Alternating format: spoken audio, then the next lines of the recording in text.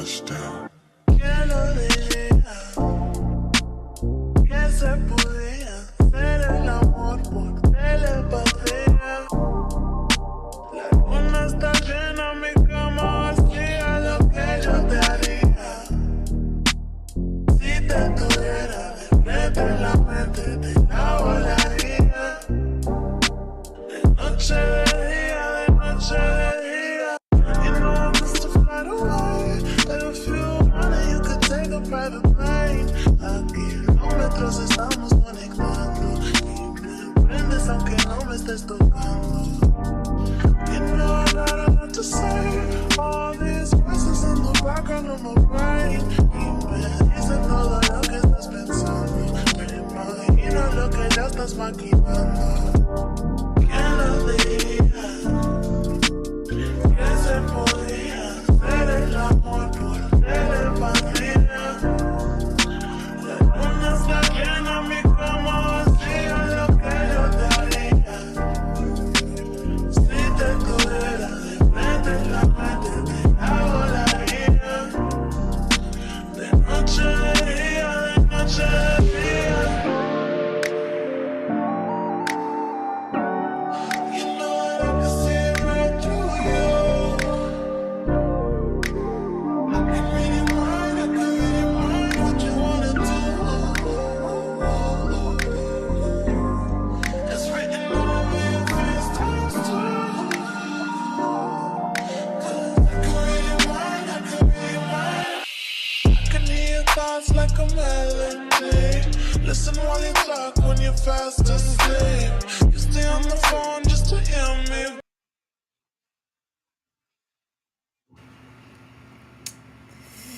Hello, hello, hello. How is everybody doing? Hopefully doing well and ready to get into Eve's Bayou. Y'all already know how it goes. Make sure that you are leaving comments in that chat, letting us know what you think about this classic film and showing us some love. By us, I mean myself and my guests backstage. I'm definitely not going to waste any time in breaking them out, but be sure to support us. That means liking, subscribing. If you could share with a friend, it will be cute on everybody's platform, especially if this is your first time seeing them. I'm gonna bring Nikki out first to know if she's ready to get into Eve's Bayou, and I want to ask her, did she rewatch the movie? Because I know it had been some time since she's seen it. King Nikki, are you ready?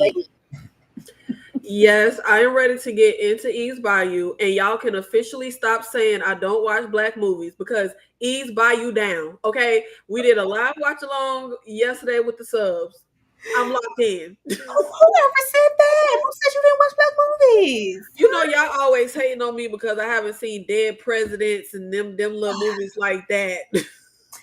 I said it. It was me. She don't be watching black movies, y'all. She don't support the arts. She be watching what she want to watch and leaving us in the dust. I'm really glad that she gave us some time and watched Eve's Bayou. Eve appreciates you. Thank you so much, Nikki. And I have a guest here. I think that this is Sister Girl on Film's first time on my channel. I think, right? I think this is her first time, girl. Hey, this is her first time. This may not be your first time seeing her here because we collaborate more than once as far as Nikki's channel is concerned. But this is her first time here on my channel. Welcome to the stage, Sister Girl on Films. Thank you. Hey, thank you for having me. I'm so excited to be here and share my thoughts. Yeah, did you get a chance to rewatch it? I did. We watched it yesterday, which was good. It had been about a year since I had seen it, so it was still fresh in my mind to some degree. Oh, good. Did you guys watch it together?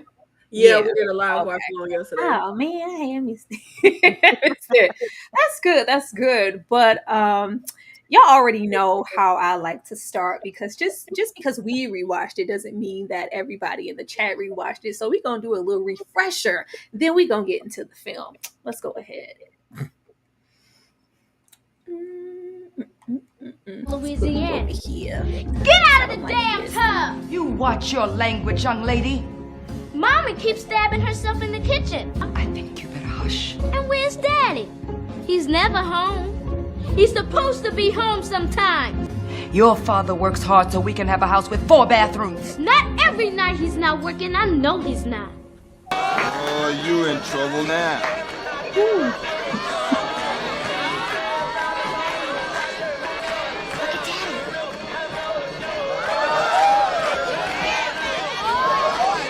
lost so much I have to find new things to lose. All I know is there must be a divine point to it all, and it's just over my head. So that was the damn point. And sometimes I think there's no point at all, and that's the point. All I know is most people's lives are a great disappointment to them. Don't you think you're being a little immature? I beg your pardon? Keeping us in the house because Aunt Moselle's seeing things. What's wrong with you? If you're lucky, you might live long enough to one day have a husband and children of your own. Till then, this is my house, and you will do as I say. Do you understand? I said, do you understand? Yes, ma'am. Wait. Sometimes a soldier falls on his own sword. In 3 years' time, you will be happy again. Look to your children. The Black Widow.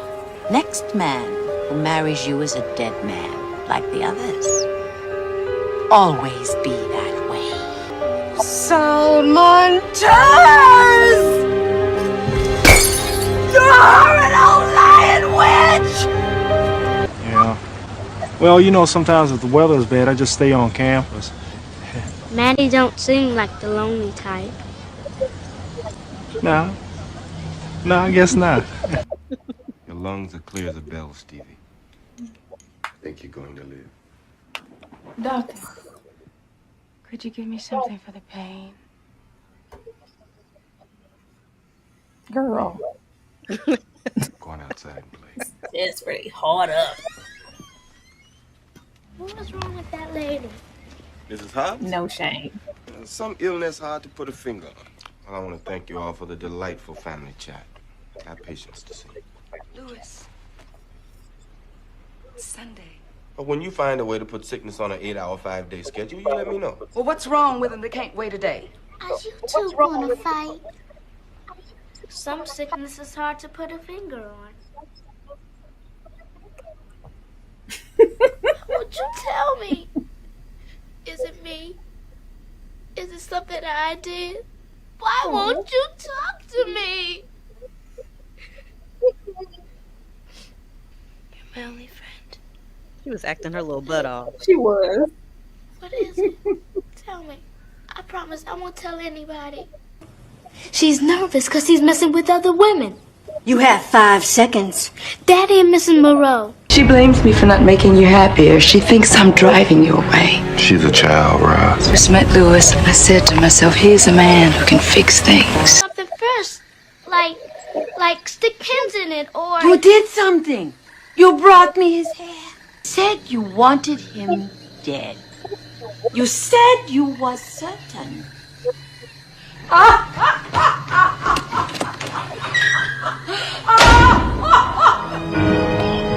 Good night, Maddie.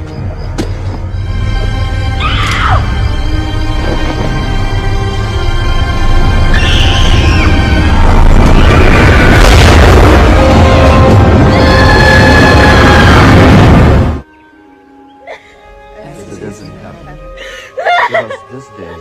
I'll get over it. All right, y'all. That's Eve's Bayou. That is Eve's Bayou. If you ain't seen it, you pretty much caught up now. I am hearing an echo on my end. Is it somebody else or is it me? I don't hear an echo. I hear an echo. Let me see. I hear a little bit of echo. I don't hear echo at all. It must mean it's you. But hold on now. I'm just messing with you. It might be Miss You. Let us know in the chat if you hear echo. I think I hear one, but it might be, stuff be all faulty when it wants to be. But Nikki, I am going to start with you. As far as why do you think we love this movie? We meet this affluent Black Baptiste family in this 1960s Louisiana.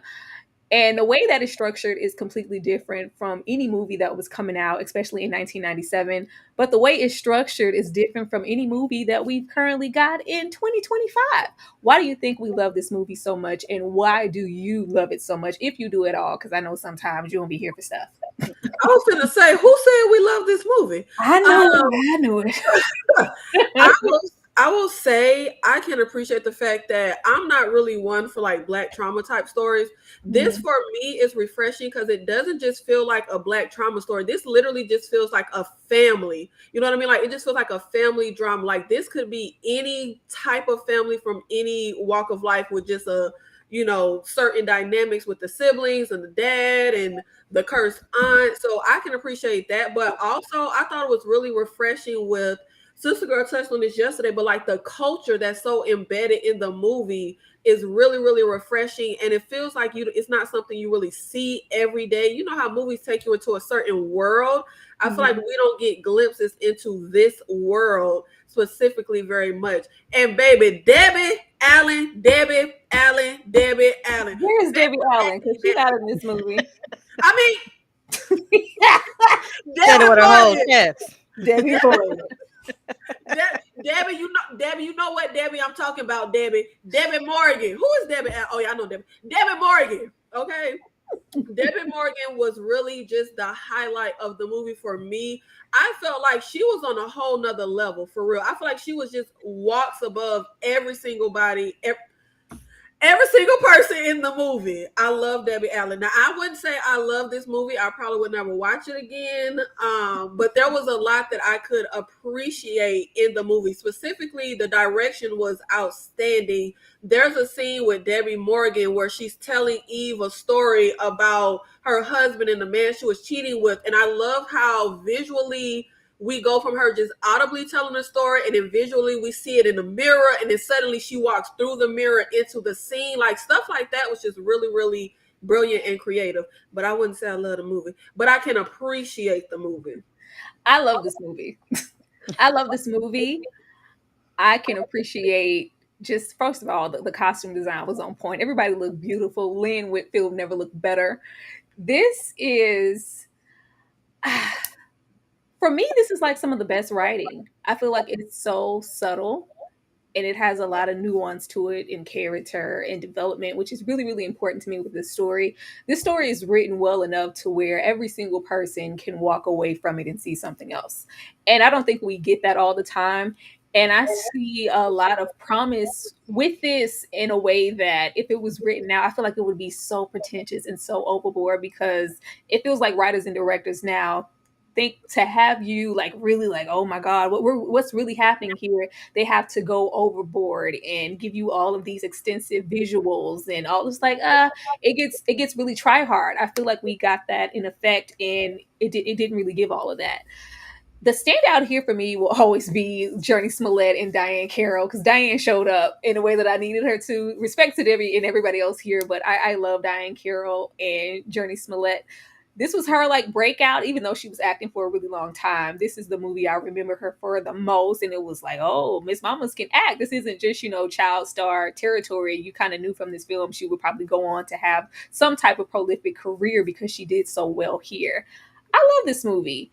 I just appreciate the writing so much. And it feels like watching this, we get to see what we are missing. Let me get this super chat here from Dane before he say I ain't read it. Thank you so much, Dane, for the $2. The Tower cleavage is back. Salute, ladies. Thank you so much, Dane. I do what I can. Sister girl, do you love this film or are you somewhere in the middle? If so, why? I wouldn't say that I love this film just because it's so heavy, but I can understand why it's probably beloved within the Black community.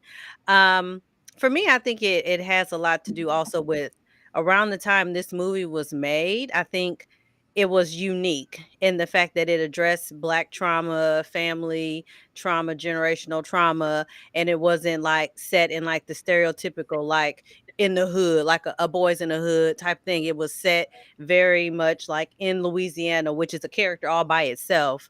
And I think it gave a different perspective. And I think it kind of shone a light on the fact that even back in the day, people could be of high society, but they still got skeletons, in their closet, and everything ain't as all prim and pretty as it looks. So I think that might be why it's so popular. And it's just a great movie, great acting. Then it has a twist ending, but not really. Y'all a mess. I really appreciate this movie. I feel like it's very still underrated and I care about it.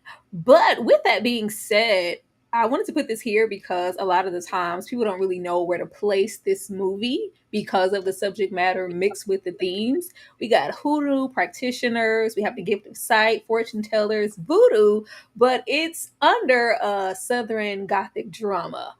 But people don't put this in the horror category.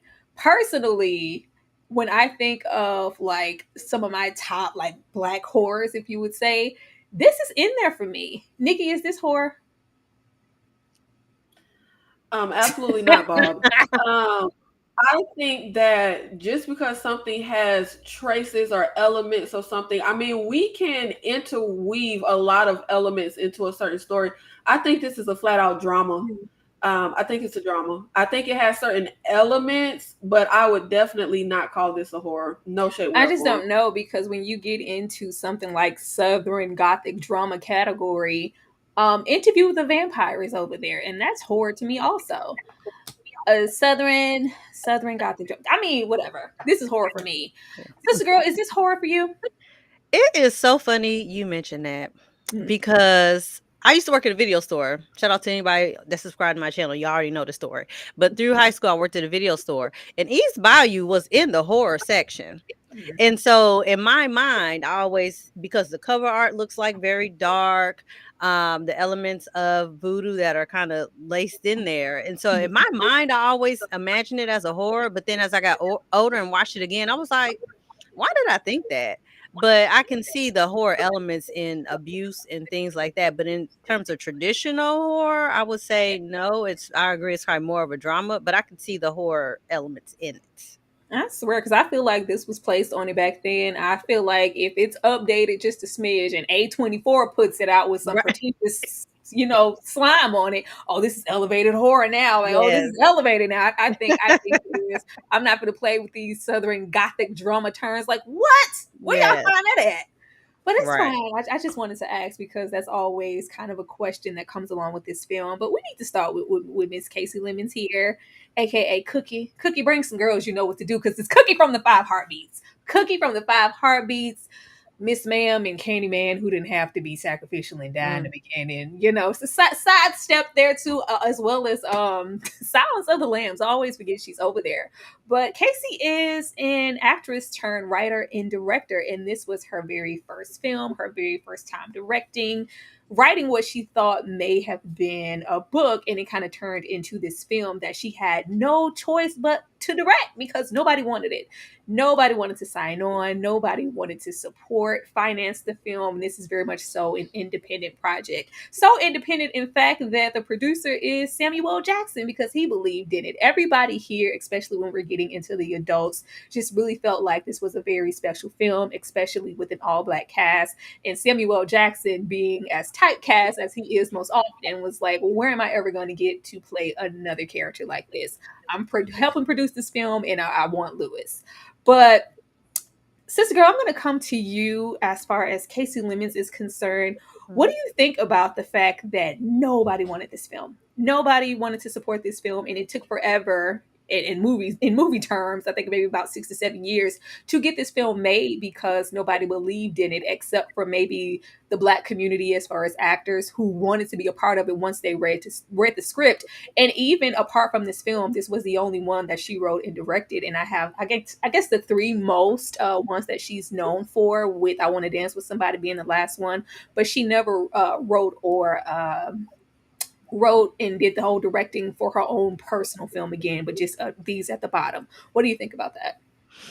Unfortunately, I believe it. I believe it. And not because I think it was deserved, but again, thinking about the movies that came out in 97, 96, it was very much like the epitome, like the peak era of hood, Boys in the Hood, Juice, New Jersey Drive, like that era of movies. And so I can imagine that studios were probably all about that. And then here comes this Black woman. How dare you? And then you want to tell this story about this affluent family in Louisiana and sexual abuse and all that. No, ma'am. And so I can see it being turned down. I think they made a grave mistake in doing that, but I believe it. Mm-hmm. Well, Nikki, I'm going to come to you because I know your situation and what you're trying to do with the film as far as like independent outings. But she was kind of forced into this. She didn't feel like she had the chops, with it being her first time, to really take this film where it needed to be, which is crazy when you look at the directing and how beautiful it is, and her choice of color and the costume. And when we fade to black and white, when we get into the sight perspective of the film, I think she did some really great things here. You can see some cost effective things too that I think went across really well. But I feel like with reading a little bit into her, she hasn't went off and tried to write and produce and direct a film again, because she really doesn't feel like how can I ever top this? What do you think about that? First of all, let's put some respect on Talk to Me. That is a good behind movie. Okay, Talk to Me wasn't good. I like Petey Green. Don Cheadle was up there cussing his ass off. I'm just saying, when it comes to her, as far as her films, everybody talks about Eve's Bayou. I really don't ever hear anybody talk about Talk to Me. That is a really, really good movie.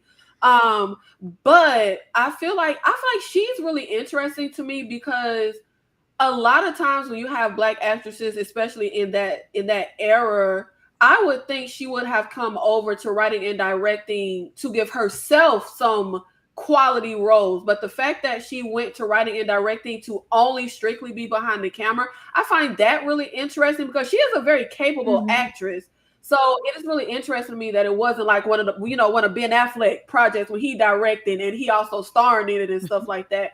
But I feel like I don't know the real situation, but I think it may be, unfortunately, some writers only have one good story to tell.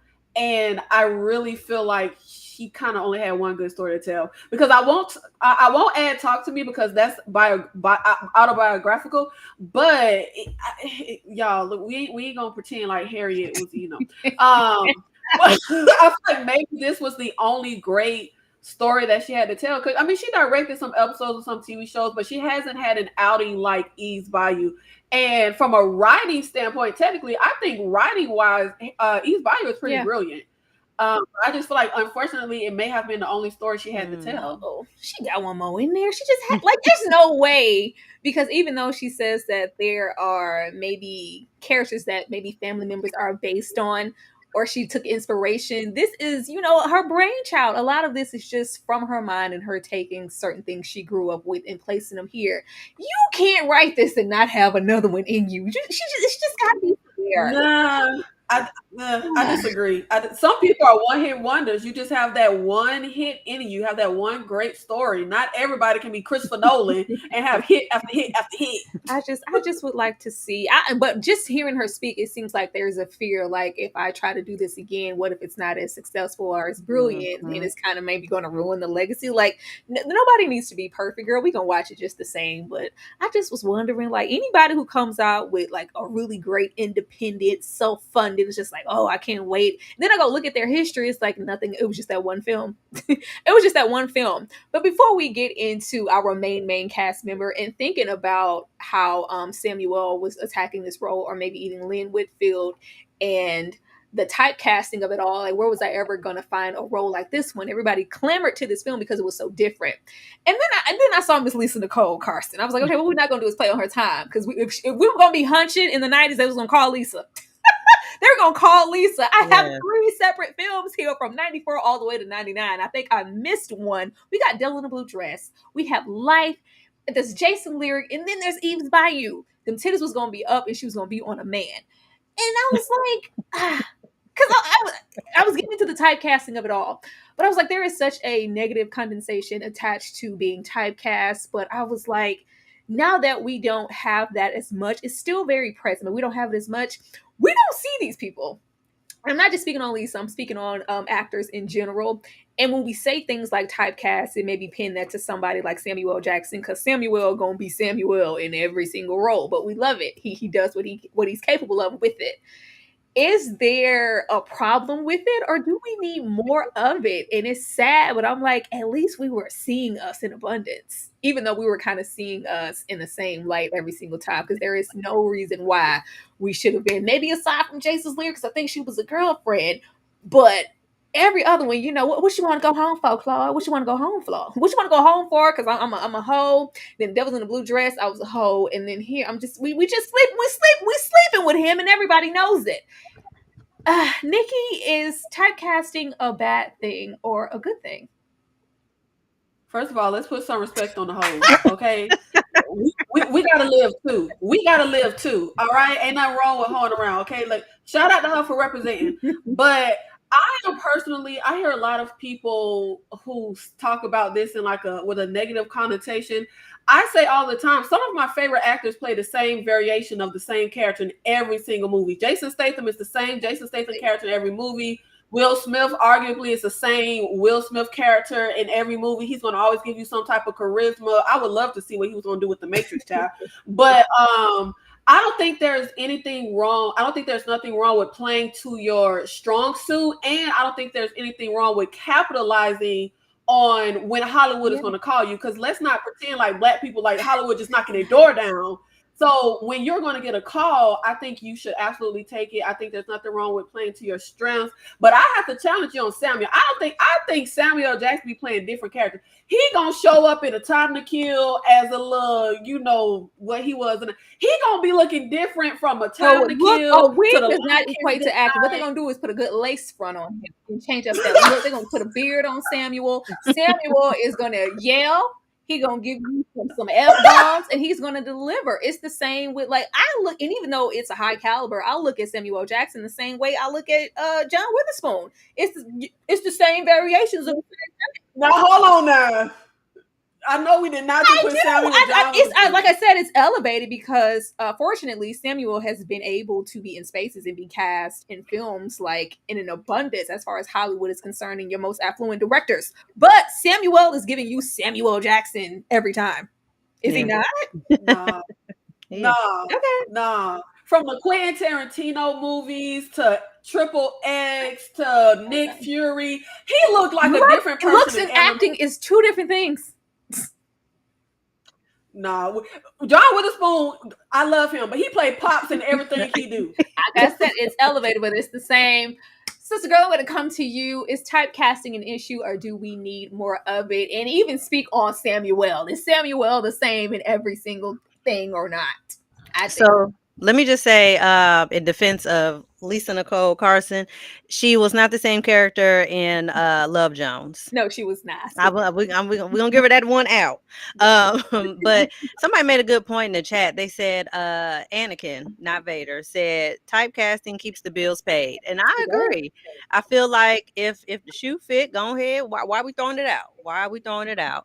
I think, but also on the other end of that, it kind of puts a stop on longevity though at some point, because once that time has come, once them titties ain't sitting up no more, you might be on the rebrand of Golden Girls. But now I will have to say I do feel like Samuel L is the same in every movie, just a different font.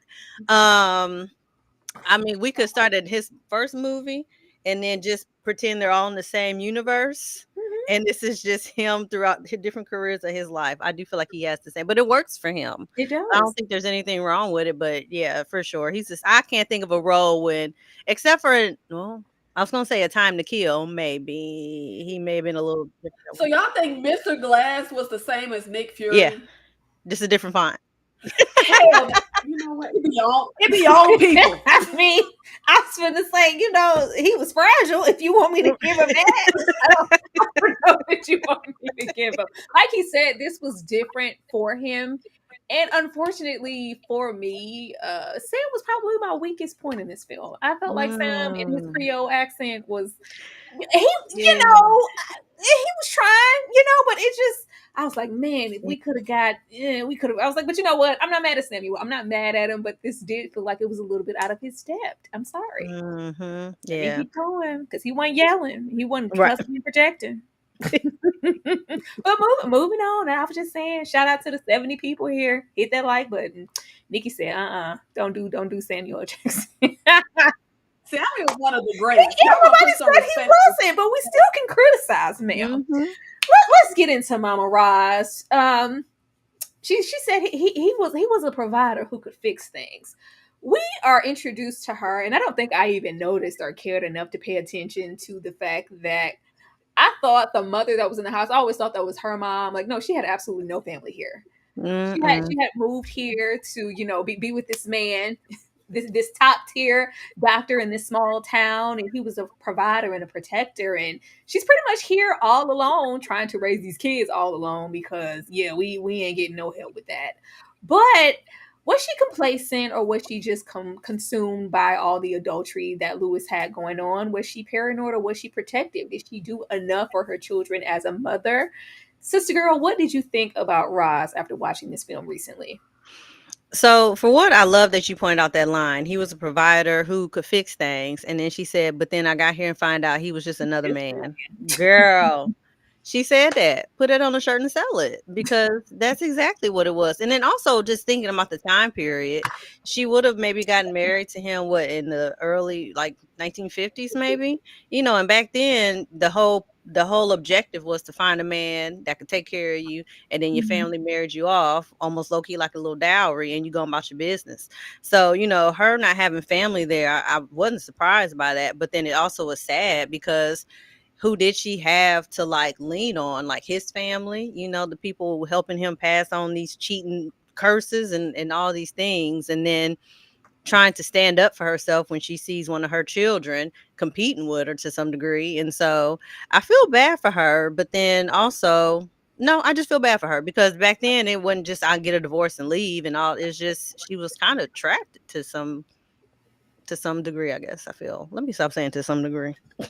Well, it seemed like she was well aware of exactly what was going Mm-hmm. on and For who her sure. husband was, but we're enjoying all the opulence and kind of choosing to ignore it and becoming complacent and stagnant with the rest of the family, just digging Mm-hmm. more into his standing in this small town. And low key, we're seething and suffering under the surface because I'm here every night by myself and you out being a good doctor, and it's a bit too much. But Nikki, I'm going to come to you. Do you think that Roz did everything in her power to protect her children? And what did you think about her character overall? I think, first of all, shout out Lynn Whitfield. This might be one of my favorites I've seen her in, but I think her character is the prime example of why I've been a feminist since I was like 3 years old. Her life feels dreadful. And I mean, objectively, what was her character's identity outside of being her husband's wife and her kid's mom? Like, she really had no identity outside of those two roles in the slightest. And one thing that really irked me with her, she felt like she was in La La Land. She was like a space cadet. I was like, girl, come down to earth. Let's get some reality.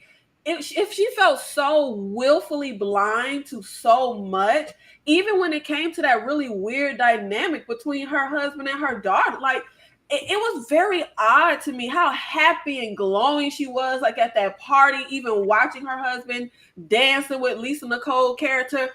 Yeah, no ma'am, no ma'am. No. Oh, she was gonna let Lewis have his way. Be that as it may, the cheating was the cheating. You want to be Mm-hmm. that wife, and I'm gonna stick beside him long as he come home to me on the weekend, even though he was leaving on the weekend. She said, "It's Sunday. What you need to fix on a Sunday, girl? You know what he going to fix." That was that. But I feel like she was extremely inactive and nonchalant when it came to Sissy. Like, I need you to get active, Mm-hmm. fam.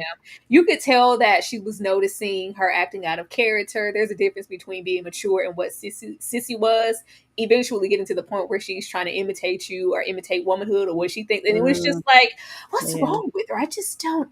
And then when we have that scene where she's just like, well, yeah, go back upstairs. I don't want you to wait on your father anymore. I don't want you down here. I don't want you cater. Just go up there. I'm going to do that. That wasn't enough. That Mm-hmm. wasn't enough.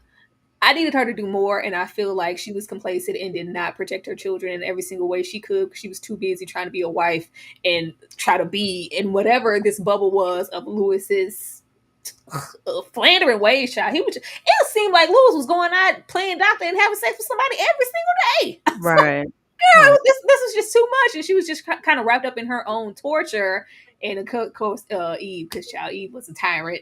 All of these things going on and all this kind of paranoia because all she has to confide in is Sister Mazel, and we're going to get to her, but we knew where her loyalties lied. She didn't really have anybody. So once she gets this fortune told from the fortune teller, and then we have Mazel, keep the kids in the house. Somebody's going to get hurt. Some kids are going to get hit by a bus, this, that, and the third. we're just consumed with that if it's not the cheating, which caters to Nikki's space cadet vibes and her just being, because she wanted to be willfully ignorant, because if she wasn't, she would have to really admit some stuff to herself about her marriage and about her man, child. It was sad. And to make it so bad, like even if she had attempted to go out into town and make friends, your husband's sleeping with everybody. She really had that lady isolated. Now that we are talking about it. Oh, Ross. She was. I really thought that her with the all this time. I thought that the grandmother was like, that's her. At least she got her mom. I was like, that's not her mama. That's Samuel's mama. Everybody just all in his pocket, and she's just kind of here alone, trying to hold it together, hoping that he steps up to help her with these kids, and he's just not. Right. Let's get into the star of the show, because baby, Diahann said, "Who don't have no range?" Right. Period. I love me some Diahann Carroll. This is the one role when some people still watching now go, that's Diahann Carroll. I never knew that was Diahann Carroll, because she kind of completely disappeared.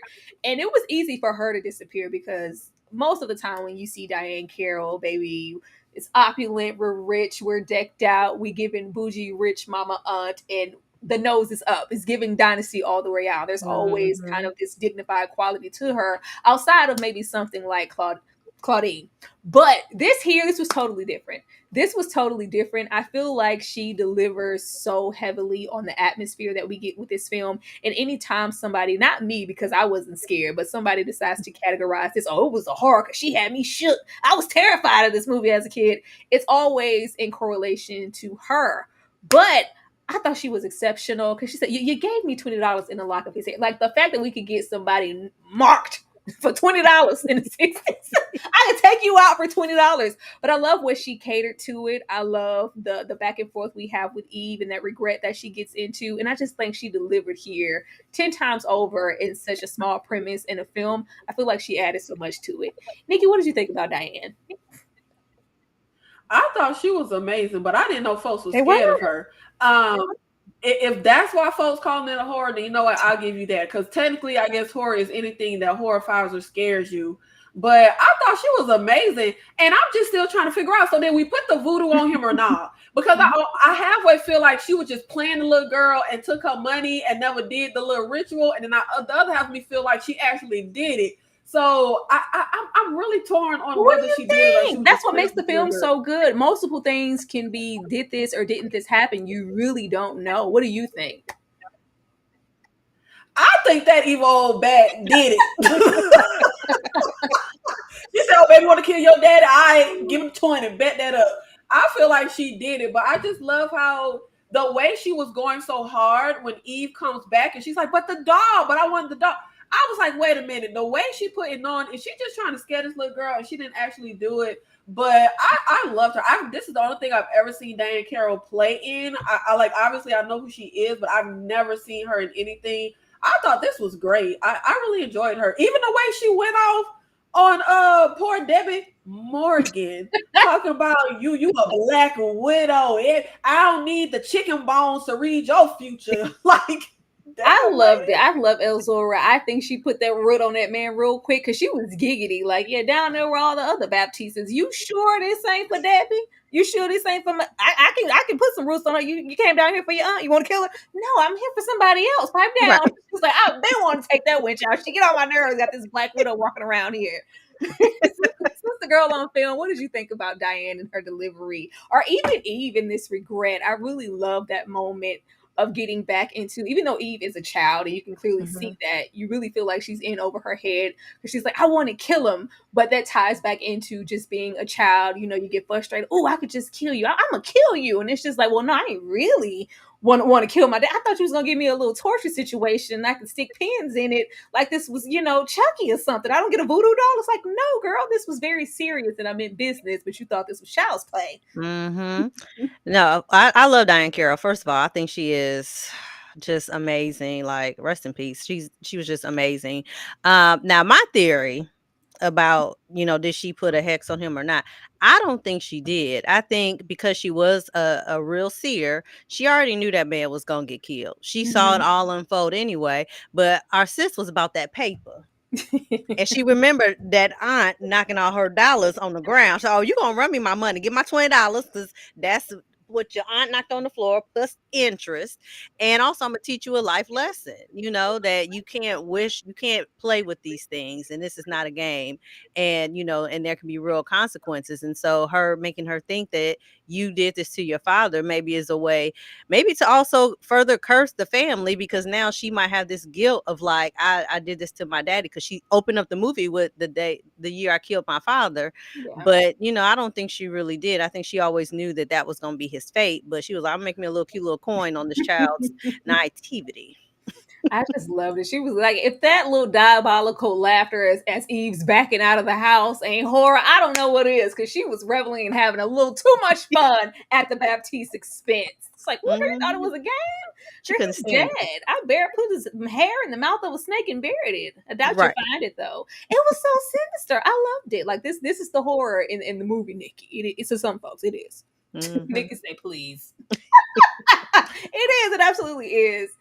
But moving to Miss Mama's here, because I said last night, I said I haven't watched this in a while, but Eve was one cigarette and a pocket knife away from being Macaulay Culkin in The Good Son, because I was like, oh my god, Eve is that that tortured middle child, and she is our narrator. She's 10, she's traumatized, mischievous, neglected, and she's a smart ass. Because girl, make me pop you in them lips. Lord, I was like, oh, this girl, what house you living in? Because man, my whole tablet would have been gone. But the question that comes in the most with Eve, which I never noticed before because of her state and how old she was, is Eve a reliable narrator? Because we're getting so much of it from her perspective. Because I'm watching this and I was like, oh, Eve was neglected, and how come you only dance with Sissy? You never dance with me, or we are picking on the brother nonstop because he's clearly his mom's favorite. But it's like, aren't these the familiar tendencies that most middle children have? You see things a certain way because you are the middle one, and you do feel more so neglected than the others. Or even just getting into her perspective about her dad. Sister girl, do you feel like Eve was a reliable narrator? And what did you think about Jurnee and the character overall, and her journey, for lack of a better word? Well, for one, I definitely think Jurnee did an amazing job. I said yesterday on the watch along that I really wish they had created a Harriet the Spy type movie that starred her when she was this age, because she was just so rambunctious and so spunky, and I loved how she played this role. It is interesting, the idea of like, was she a reliable narrator? Because we are, I guess, technically seeing this movie from her perspective. And if she did kind of have a little bit of that jealousy towards her sister, and maybe a little bit of that anger, or even like that admiration for her father, like the portrayal that we see of Lewis, is that really how he was? Like, was he more nefarious? Was he more a little bit more of a creeper, than what we really saw? Or was it because she held him in such a high esteem that even in her adult memory, she only remembers her father being loving and caring, even when he may have been grooming her older sister?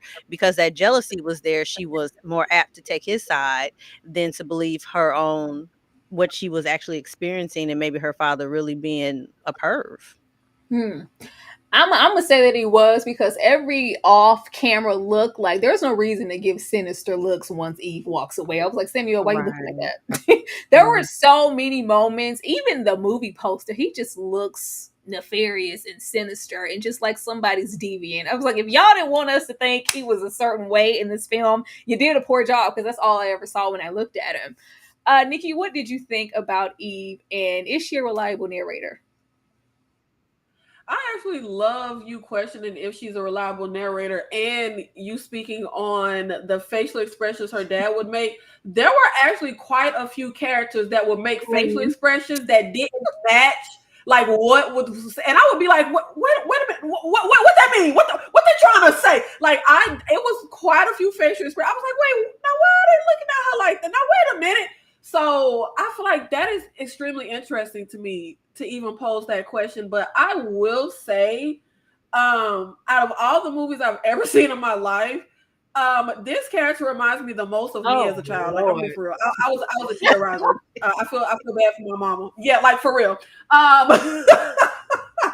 So I feel like she is as reliable of a narrator as we could possibly get from any of these characters, because I think all of the characters' experience is colored by how they perceive the world around them. If we were getting the story from the whimsical mom, or we were getting the story from the tortured aunt, or the currently being groomed sister, or the little non-existent little boy. I kept forgetting they even had a little boy in this movie.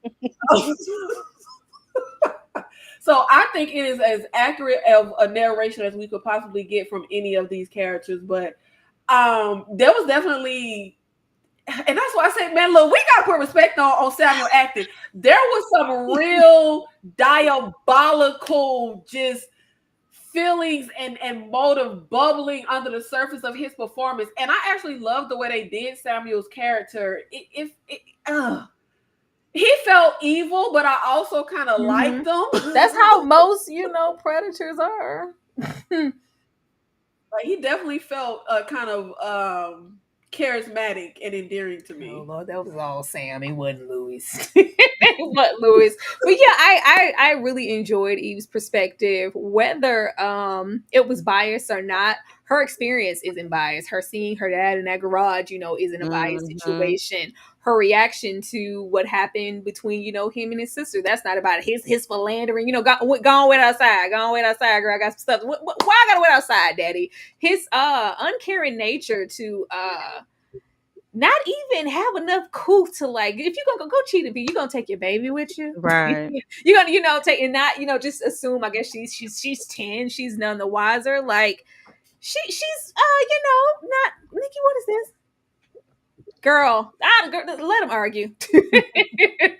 Let them argue. But and we're gonna get to that. That's why I wanted to discuss this film, because it doesn't matter what year, what decade. There's always gonna be two sides, and there's gonna be Sissy's side and Lewis's side, and some people vary on whose side they decide to be on. I know where I stand, but yeah, I love Eve's perspective, and I thought she was great. Like she was just so good. I would have been here for a Harriet the Spy situation. That would have been good. That would have been good. Even yes. the standing on business of it. Like, well, you did what to my sister? Yeah, you got to go, daddy or not. You got to get out of here. You have to get out of here. Like Eve was so messy and mischievous when she went and told that man she don't look like the lonely type. I was, oh, girl, this child here, she was a hot mess. But I love the entertainment of it all. Eve was definitely outside. I said, this is what y'all was doing, what the kids was doing back then to entertain themselves. They had nothing else to do. Pretty interesting. Oh Lord. The sister. The sister, like, we get a whole bunch of Moselle, and my brother and I were a lot of, like, I bet you we're a hoodoo and remedy practitioner. She's known around for being the Black Widow because we've had 3 husbands and all of them have died. She is pretty much preoccupied with wanting love, and if I could just find a man that won't die on me, that would be great.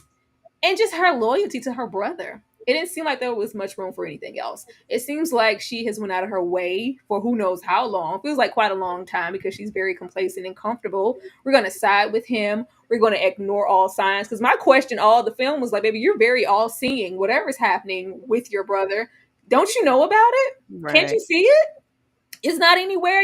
We're choosing to ignore these things. And even with her behavior, with Roz, going on about the cheating, and so, oh girl, let's just eat pomegranates and tear our hand. Let's just have a good time. Like, let's just not talk about that, because it was very, he's a man gonna be a man. Just let him saw his little royal oaks and he's gonna come back no, that's one thing. Your brother's cheating.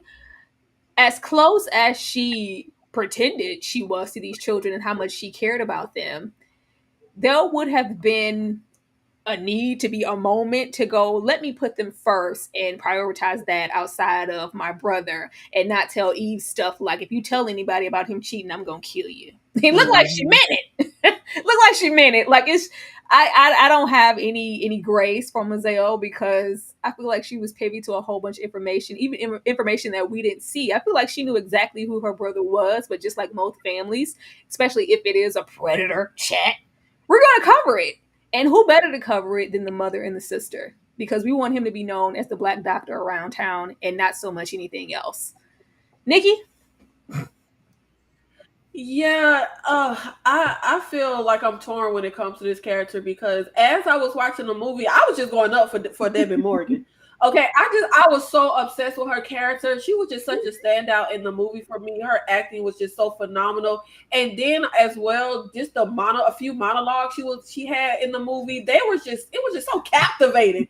But thinking on the movie, she was a trash aunt. I'm so sorry, but she was just the it felt like as I was watching the movie, oh, she got some guidance, from her aunt. No, baby was getting. I feel like she was grooming the kids right along with her brother. Like just the attitude she had towards the fact that her brother was cheating and how Eve would react to it. It came across as portraying it like Eve would be doing something wrong for saying something. No, she wouldn't be doing anything wrong for speaking up and telling the truth about what her dad is doing. The dad is the one doing something wrong. And just the way she turns a blind eye, even in her relationship with her sister-in-law. I actually took maybe 40 minutes into the movie to realize that was not Lynn Whitfield's sister. But she came across like they were had a real close relationship, but it was all surface level to me. The closeness she seemed to have with her niece, the closeness she seemed to have with her sister-in-law, it was all surface level because really she was allowing a lot of dysfunction and harmful things to just, turn a blind eye to. Like you said, she's all seeing. And even without her gift of sight, baby, she know her brother and she know exactly what's going on. And she was really just perpetuating all of it. When she kept saying, because I think she said it 2 or 3 times, my brother and I are a lot alike. And I felt like that was her just choosing to prioritize herself, her needs, her wants. Very, very selfish. Because if it's about me and this man, and about Bundy Curtis Hall stepping to the door with this Indian tribal wig on, the lace front was laid. Them tracks was laid on Bundy. I didn't even know until I was like, I never knew that he was Kasi Lemmons' husband all this time. I had no clue, but he was. Yeah, really? I was like, oh, I didn't know that. But yeah, we worried about that man. We're worried about the next man who's going to, grin and bear it to be with me, even though I'm known as a Black Widow, and hopefully I can get the love I want. And her going off into those long riddles, I'm like, girl, shut up! You need to protect them children. Sister girl, what did you think about this sister? So I know she had 3 husbands that died. Yeah. And the third one, I wasn't sure about how he died, but it sounds like the curse was her inability to make good decisions. And it's not that it was anything spiritual. Like the one husband got shot by the lover because she was cheating. Baby, that ain't no curse. That's a choice. And then the other husband died in a car accident. Again, because and that part is a little foggy to me. Now, was he the one driving or she was driving? I thought she was. She took the keys before they left the house because that was the argument. Because they had a whole argument. Okay, so she was driving, probably upset and angry. So again, we got a choice. Nothing, and the third husband, I don't know. So it doesn't feel like anything like these like weird like Final Destination accidents happen. And so I feel like it was the curse of the family curse of just making bad decisions and being selfish and not considering other people was the curse. And that's why the witch lady, I forget her name, was like, you always gonna be cursed because your family don't learn nothing. And she was so mad that she told the truth. I was like, girl, what was the lie? You a serial killer at this point. Sis, you didn't lie. No, absolutely. So I feel like, she was very selfish. I do believe that. And when she told Eve, don't tell nobody, this and that about your daddy, or I will kill you. Don't talk. And all the way she was just half, I'm your favorite aunt, these my babies, but then the other half, I'm not really protecting them. And it was just a lot. She was a very, I guess, tortured woman because she believed she was cursed and didn't want to take accountability. Like, girl, it's you. Very, and I hated that she kept trying to use this gift to kind of, I need to know what you know. Use it on your brother. Stop being ignorant to what's happening directly in your face. Like, she wanted to use that gift in every single way, but where it was necessary. I felt like she preoccupied most of her time with wanting to keep Eve busy, so we're not indulging in that stuff. And I'm like, how long were you doing this? What were you doing with Sissy? How long have you been covering from this brother? And what all do you know? That's what I was. But what I do know is we currently have 105 people in this chat. We are very, very happy to have you here. Make sure that you are showing us love. Make sure that you are hitting the like button. I'm going to give y'all a moment to do that, and we are going to come right back. Let us know your thoughts. Don't be quiet in the chat. The super chat button works. You know I like money. I see y'all later.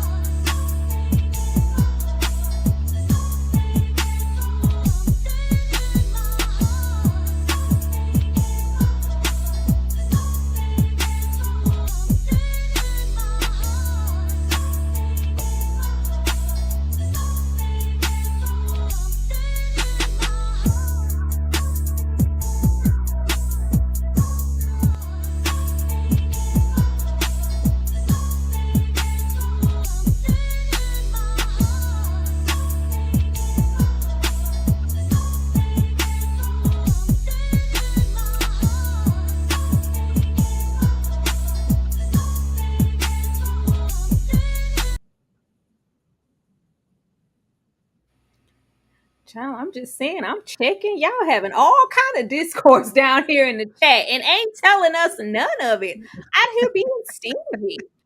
But baby, let's move on from anything else on this sister before we move forward. Yo, she needed an Oscar. Everybody always need an Oscar for Nikki. I need the blacks to get rewarded. True. Everybody's performance in this film is just really exceptional. Like, it's just, you know how they do us with these films. Like, they want to go and acknowledge Debbie. You already know that, but she was delivering all this in-depth monologue, and girl wasn't talking about nothing but herself. Them monologues was good. I like when she said, I forgot you was even here, baby. Of course she did. Because she was always in a time, I was girl, what about these kids and stuff happening in this house? Need you to do something. Ma'am. I love the monologue, but I needed her to get active. You care so much. But moving on, I was here for it. Let's get into this daddy. Oh, Samuel, why? Why you gotta be like this? Because he making house calls in the worst way. Like, is zero accountability, zero discretion. Like, I just needed a little, at least cheat a couple of towns over. No, you hitting me. You're just going down the street, cheating, knocking up housewives or hearing them. Like, this is turning him into an absentee father, and we get into what's most important here, aside from him cheating, this inappropriate relationship that he has with Sissy. Oh, even though I did not think Samuel's Creole accent was tea, that was a choice. What was tea was these little pockets of it's giving untrustworthy. It's giving something seething and bubbling under the surface that shows us that this is a nasty individual. Not just cheating and being an adulterer is another thing. Being predatory towards your children is something else. And just how prone he was and how easy it was to cheat, that's one thing. But it's another thing to be so bold as to cheat at a party full of people in your own garage. Like, he was a habitual line stepper is what I like to call him. It was just awful. And it's like, to be so brazen, it says a whole lot about his character. But sister girl, I'm going to come to you first before I go on. What did you think about Daddy Lewis? It was a lot. It was to me, it was just the brazen arrogance. He was holding on to his arrogance until the bitter end. Openly cheating on your wife, going door to door and making house calls and taking your daughter on cheat missions and I guess now that we even talked about it, just isolating your wife. Like, she ain't got no family. You sleeping with all the women in town, so she can't make no friends, and she don't have nobody to talk to because it ain't nobody but your raggedy sister and your mama. That is just absolutely terrible. And somebody even pointed out in the chat, he never even acknowledged his son. Nobody acknowledged Poe but Lynn. Poe. So yeah, I feel like he was just a very just awful character. And I think his charm was even, I think it was done in a way that it even tried to mislead us as an audience a little bit and kind of question like, it like, would he really do this to Sissy? Like, what's happening here? And I think his character, though trash, was written very well and was a very great like covert villain.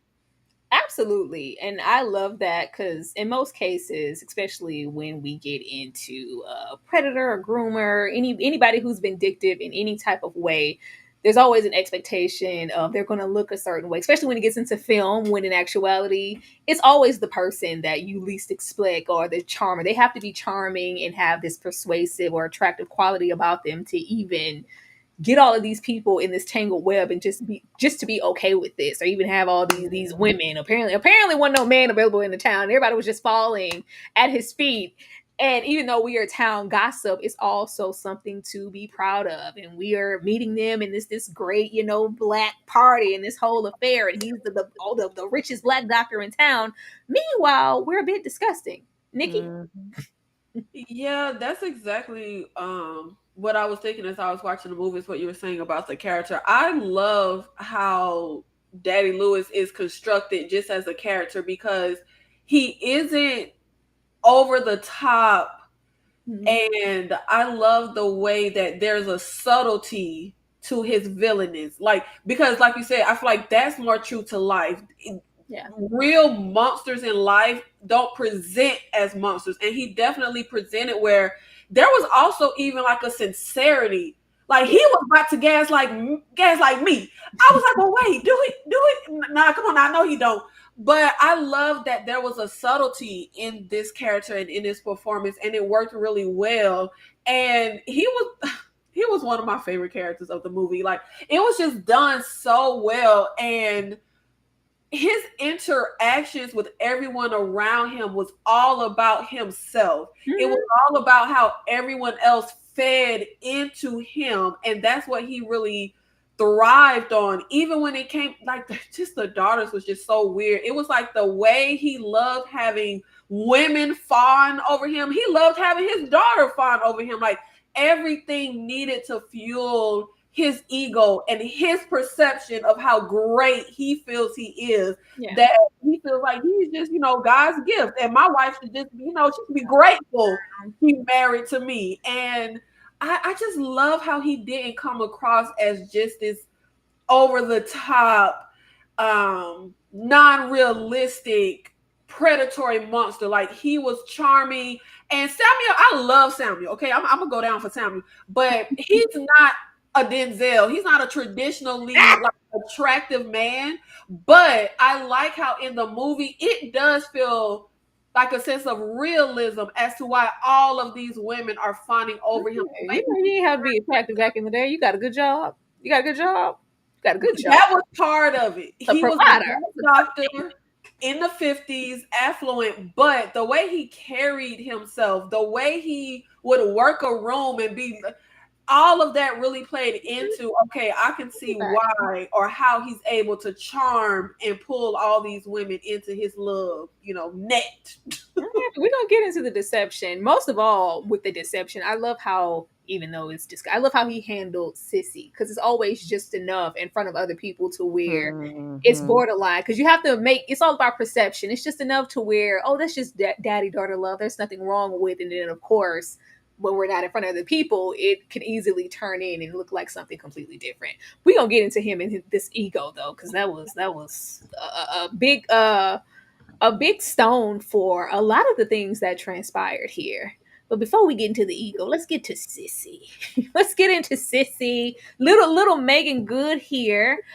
Sissy is 14. She's maturing, but she's a bit too mature. Sissy is absolutely doing the most. She is imitating womanhood. She's daddy's little girl. But to what extent? How far does that go?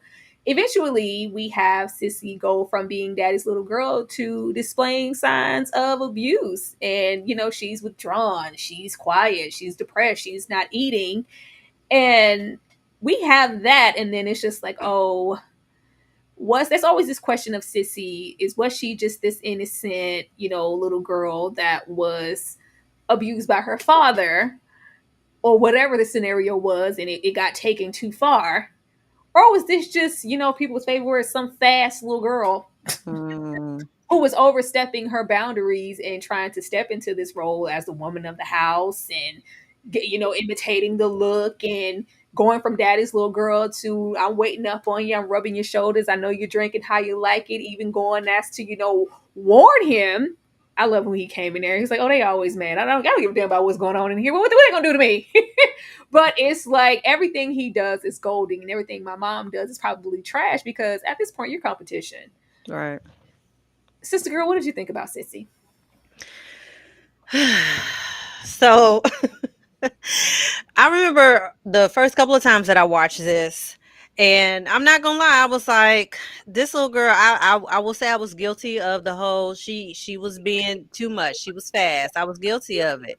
But now that I've watched it, again, and I'm older, I'm able to realize like this is a form of grooming to some extent.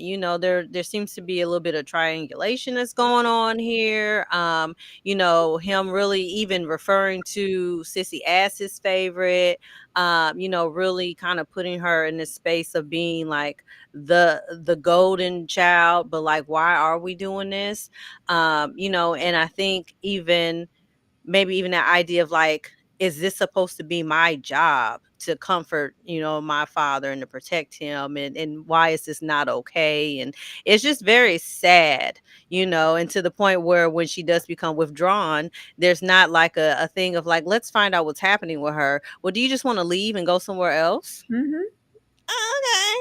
Okay. Yeah. So Sissy, we team Sissy over here. She was the victim.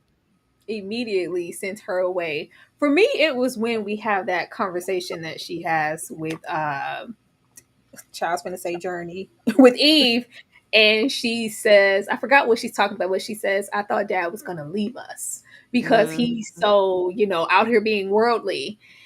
For me, it looked like there was, maybe this daddy-daughter loving relationship, but Louis is a man who thrives on ego and being adorned 24/7 and this insatiable sexual appetite that he has. And at this point in time, he isn't getting that from Roz. Roz is upset. She's tired. I'm sick of you cheating on me. At which we kind of have Sissy fall into this role, and he's feeding into it because I'm not getting this from her, but I'm getting it. I need it from somewhere here. And as tragic and disgusting as it is, just because we weren't getting it from our wife Roz because she's sick of you cheating on her 24/7, we project this on to Sissy, and she takes it in because in Sissy's mind it seemed like she thought she was saving the family. If we have to do this, like I have to pour into my dad and make him feel like he can do no wrong and stroke that ego, and I know how you like your drink, and I can, and it's just and the more she's doing it, the more, even that moment where I think they are trying to confront him, or she's trying to confront him about the cheating, and he's like, I'm going to go to work, and he says, you still love your daddy, don't you? It's like, oh, that's all I need, long as you still love me. And it's just very wifely duty type of material that he's feeding into, and she's internalizing it also until it goes too far and beyond that to where it looks like something completely different. Nikki, what did you think about Sissy? I think every single thing with the character of Sissy is disturbing.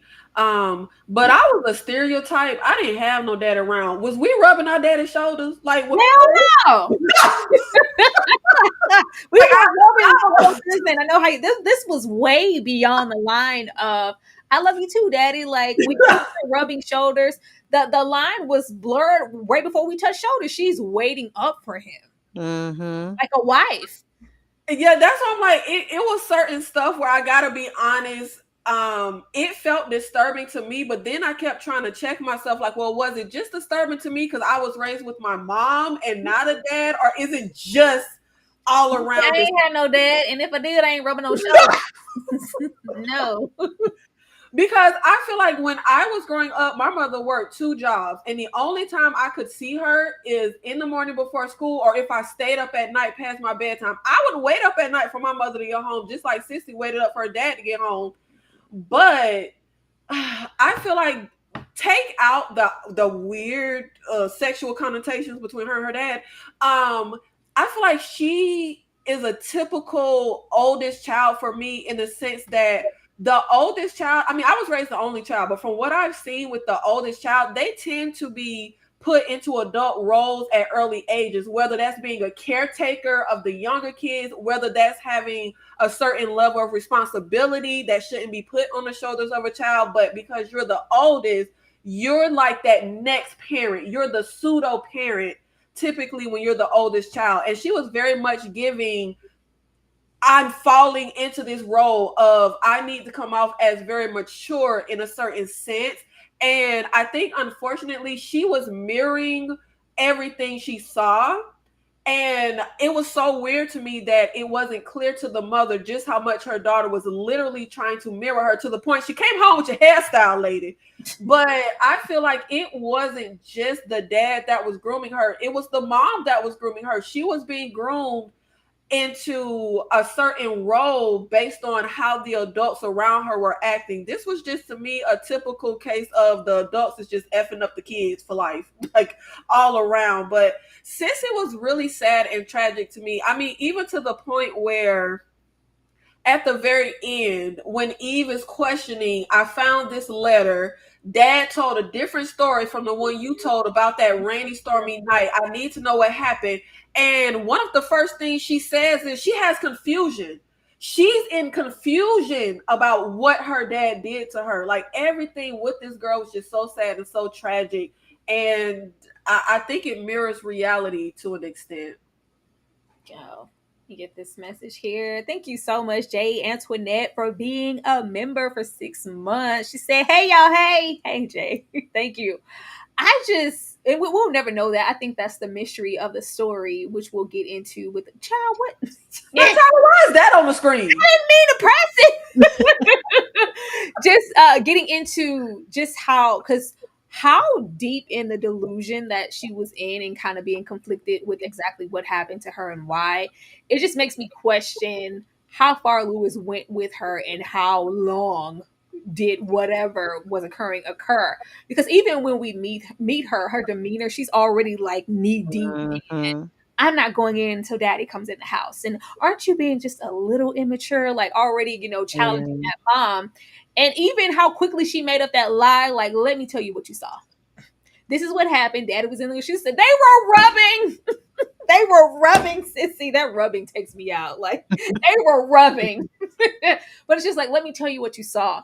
And for me, it sounded like when someone is grooming you and they're trying to make it okay, like, no, let me tell you what this is. Let me tell you what this actually looks like so you can make it okay. The way Sissy made up that lie on the spot, and it was just that, or even get into how knee deep she was, even in the jealousy of, even if it looked like Lewis was entertaining or loving on Eve a little bit, it was almost like, when she came down there, Eve was downstairs, and when she went down there and the mom was there, like, this is our time. This is when, these are, signs of when you're being groomed, and it has progressed into something sexual or touching, or y'all know it's escalated. I think it was more than just some father-daughter dancey type situations, or her just waiting up for him.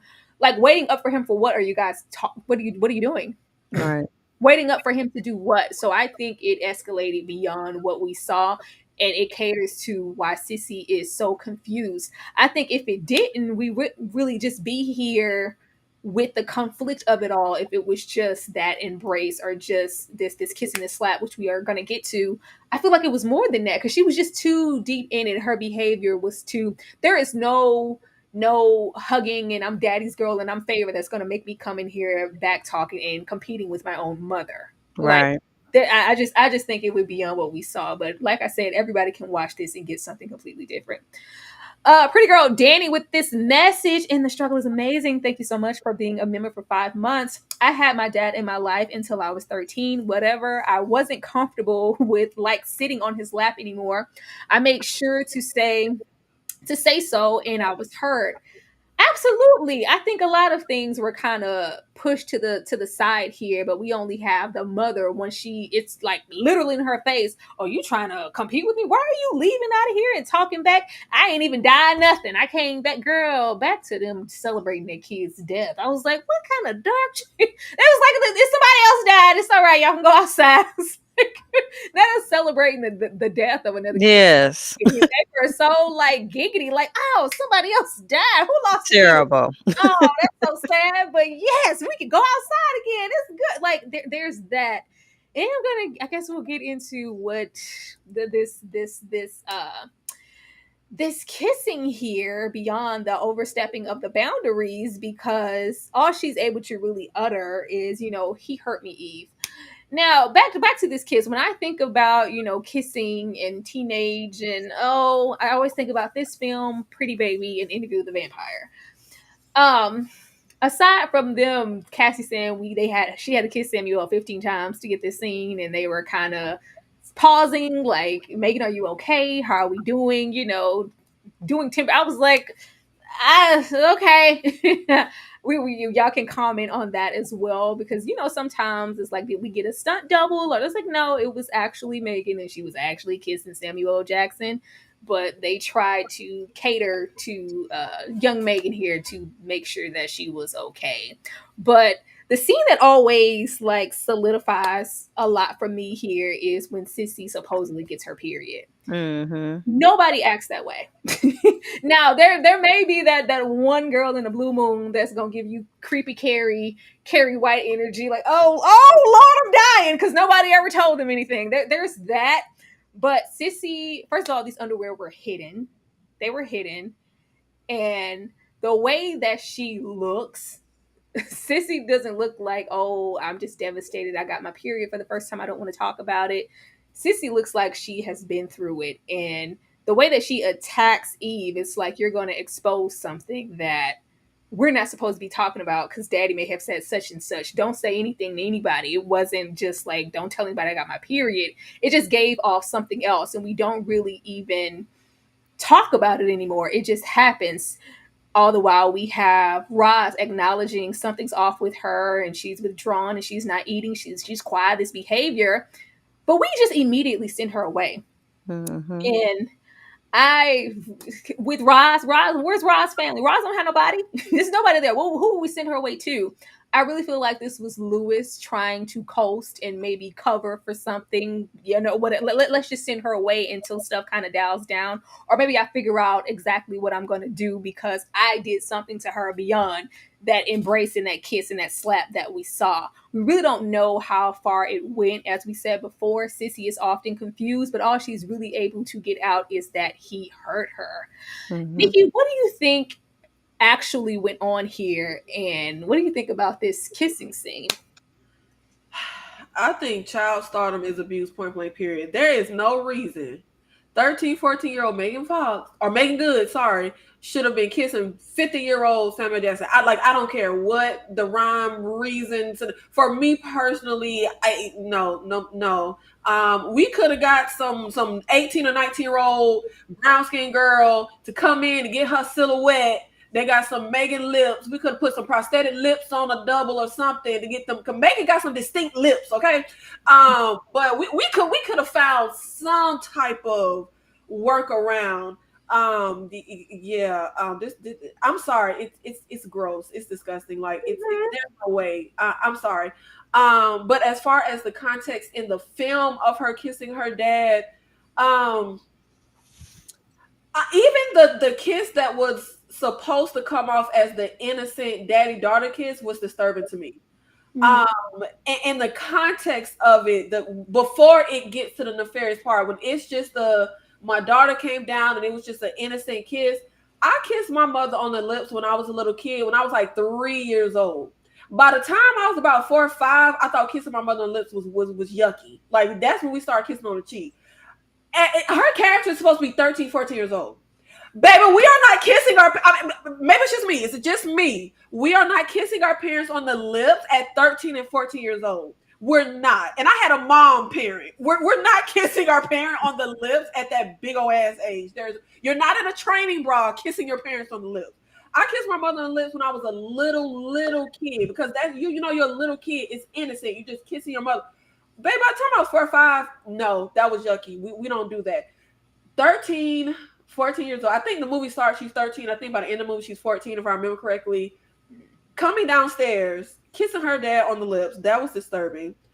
Again, maybe it's disturbing to me because I didn't have a dad, but sitting on your dad's lap at that big old age feels disturbing to me too. Um, I think the reaction to the period, I said this when we were on live, I was very taken aback. It did not feel like a reaction to a period, especially a reaction to a period where you want to hide. Who's hiding the fact that they got that period? Like the way she hid it, the way she literally was trying to strangle. Like you said, Tyra, the way the underwear were hidden. You were hidden, and he came in there and said, "Daddy, just get. I don't want you. Like, well, since we were on one day, I don't want you, Daddy. Get." Yes, and I feel like that was a very telling scene. She literally turns her body away from her dad. I forget whose lap she's laying in, whether it was the aunt or the grandma that was on the bed with her, but she's laying on someone's lap, and he comes in. She literally turns her body away from her dad. She does not act like that in the movie until that moment. I personally feel like the night of the storm, baby came down, dad went too far and violated her. Okay, I'll say that for YouTube sensories. I don't believe the dad's letter. I don't believe his version of the letter. When we get the scene, baby, his eyes was open. You weren't that drunk. His eyes was wide open. You saw your baby face. You saw who that was. She don't look that much like your wife now. She do not look like that much like Lynn Whitfield. Okay, because she got the dark hair, little bumps, They bumped the hair. She did not look that much like her mama.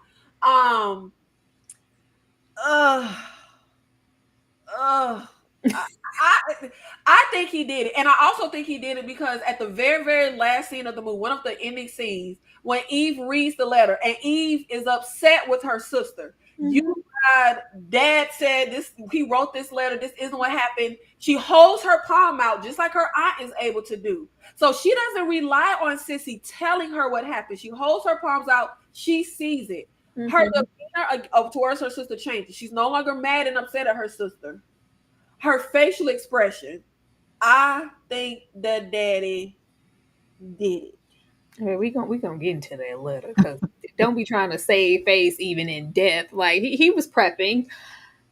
Sister girl, how do you feel about, I guess, how far this went in this kissing scene that went on 15 times? Yeah, it's very disturbing. I don't know if I think I said it in my mind yesterday, but I didn't say it out loud. I may say it out loud. Who knows? But Nikki kind of pointed out yesterday about how many child stars there were back in the 90s. And I've thought about this in the past before, and I may or may not be correct about this, but I felt like also there were a lot of child stars back there because a certain what's his name? Harry Weinstein? Harvey Weinstein was a producer of a lot of things. And there were a lot of predators, back then. And I just find it hard to not connect those dots, that there were a lot of people doing a lot of nefarious things back then, and there were a lot of child stars. And I don't think there was a lot of care that was given, to child actors back then.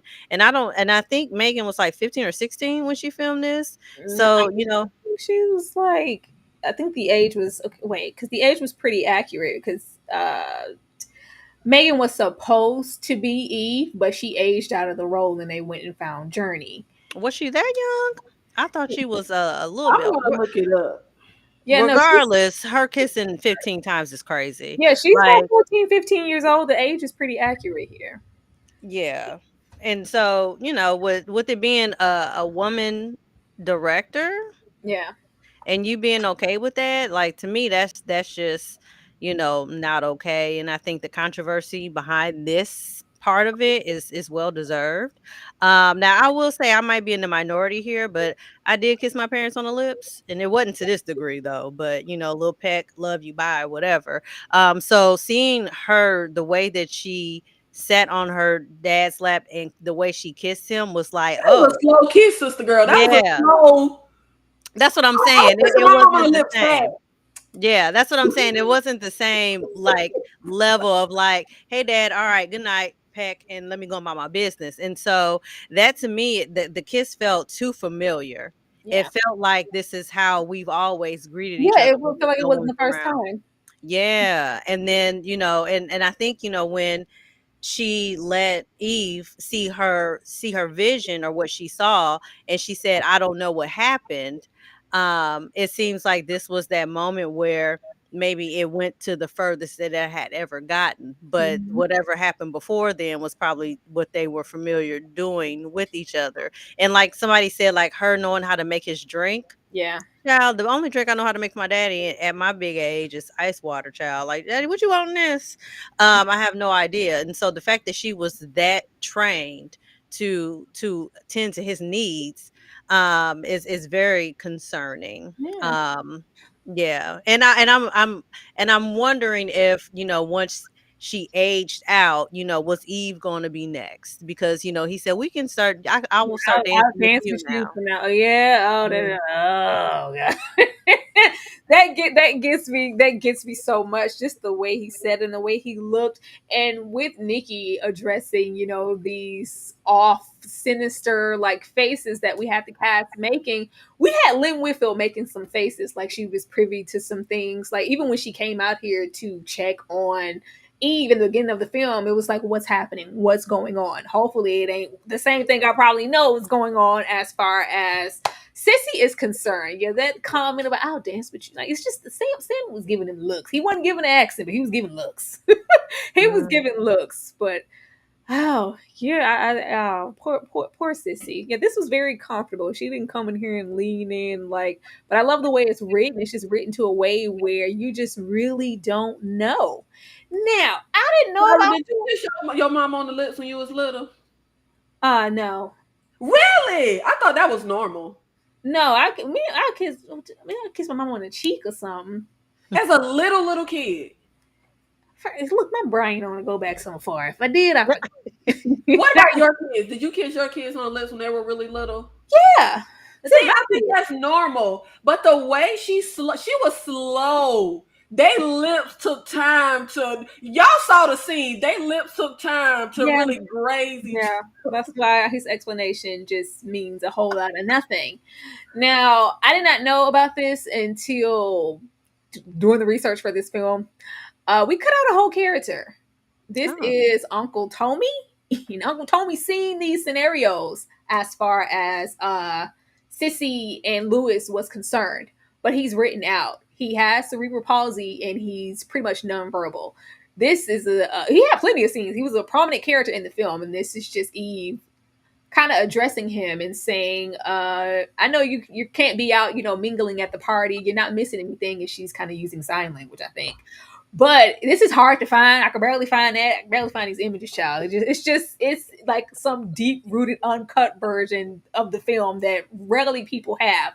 But he was here, and I think Casey decided to cut him not only for time purposes, but he was kind of the open ended of, I guess, confirming that something inappropriate was going on, but he couldn't verbalize it. And there's a scene per se where he's kind of catching them, or it looks inappropriate, but he's trying to do what he can to like garner attention. He's like breaking glass, like somebody do something, but he couldn't say it. Nikki, I'm gonna come to you first. Do you feel like we should have kept this character in, or was it right to remove him? Because with him being removed, it's kind of up to anyone's guess as far as exactly what's going on here, this, that, and the third. But with him there, it's kind of a stamp on it. I really kind of like that it's an open-ended situation and you just really don't know exactly what happened versus us having a whole character here to kind of confirm somebody do something because I can't. This is inappropriate. I don't think his character would have been necessary. I feel like first of all, the characters we get, I feel like we're able to focus on each character in a pretty good way as far as pieces to this whole. And I feel like he may have taken away, like, how much can we really delve when he's in that condition?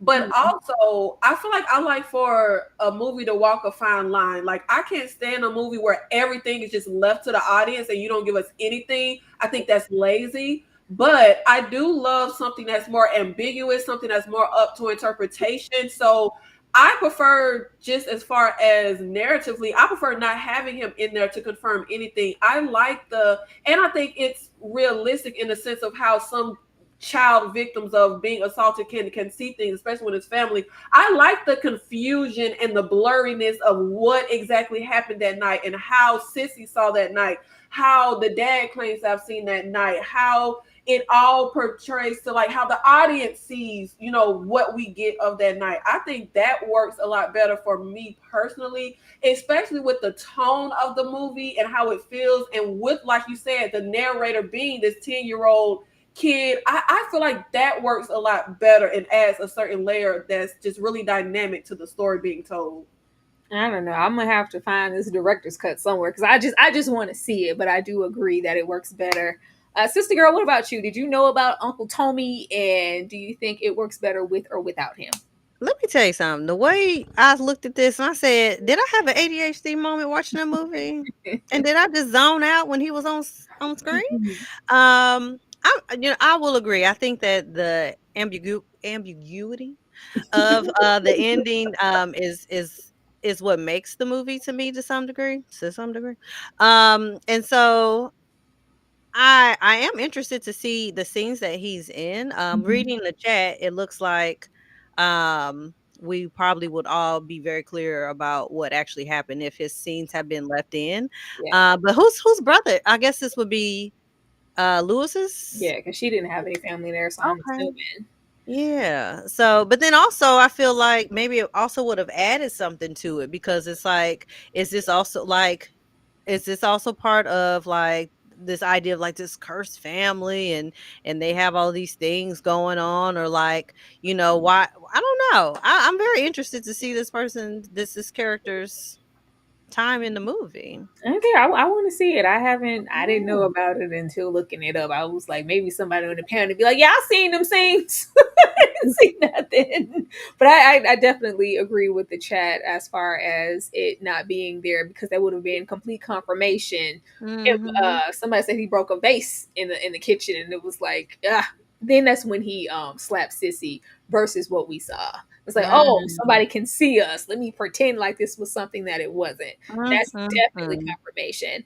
We don't gotta stay here so long, but I just had to acknowledge the pride before the fall. Because sir, all you had to do was walk your happy ass away. Right. All you had to do, Roger said, don't say nothing else to my wife. You say something to her, I'm gonna kill you. His man all deep in his feelings and I loved you. I loved you, Louis. I loved you. I was like, and he just that this if this doesn't tell you like the type of man that we are dealing with, I don't know what other scene does. It's one thing to be remorseful. If there was no remorse, there was no we could do all of this, but we couldn't openly say, yeah, I'm effing her and what. It's just like, oh yeah, you're Mm-hmm. crazy. Whatever. Just go sleep it off. Like it was just the brazenness of it all, just so bold. This is very, very distasteful, like as far as character. And it's like if you could do this, you're not a good man, Savannah. Sister girl, what did you think about the way he died and how he just didn't give it even when the baby came and daddy, can you just come home? Like he didn't like what girl, can't you see I'm trying to F on Miss I'm trying to lay down. Okay, girl, leave me alone. Like Yeah. this is a despicable man. I'm sorry. Yeah, it was given, keep my wife's name out your fucking mouth. It was given Chris Rock, Will Smith. I told you to keep my wife's name out your mouth. Um, and it's that arrogance of like I can do whatever. I'm untouchable. Mm-hmm. I'm untouchable. I can you can tell me to not talk to your wife again. Not only am I gonna talk to her again, I'm gonna do it while you standing here. You know, he had already disrespected him once by bumping and grinding, doing the 50s, 60s version of twerking at the party.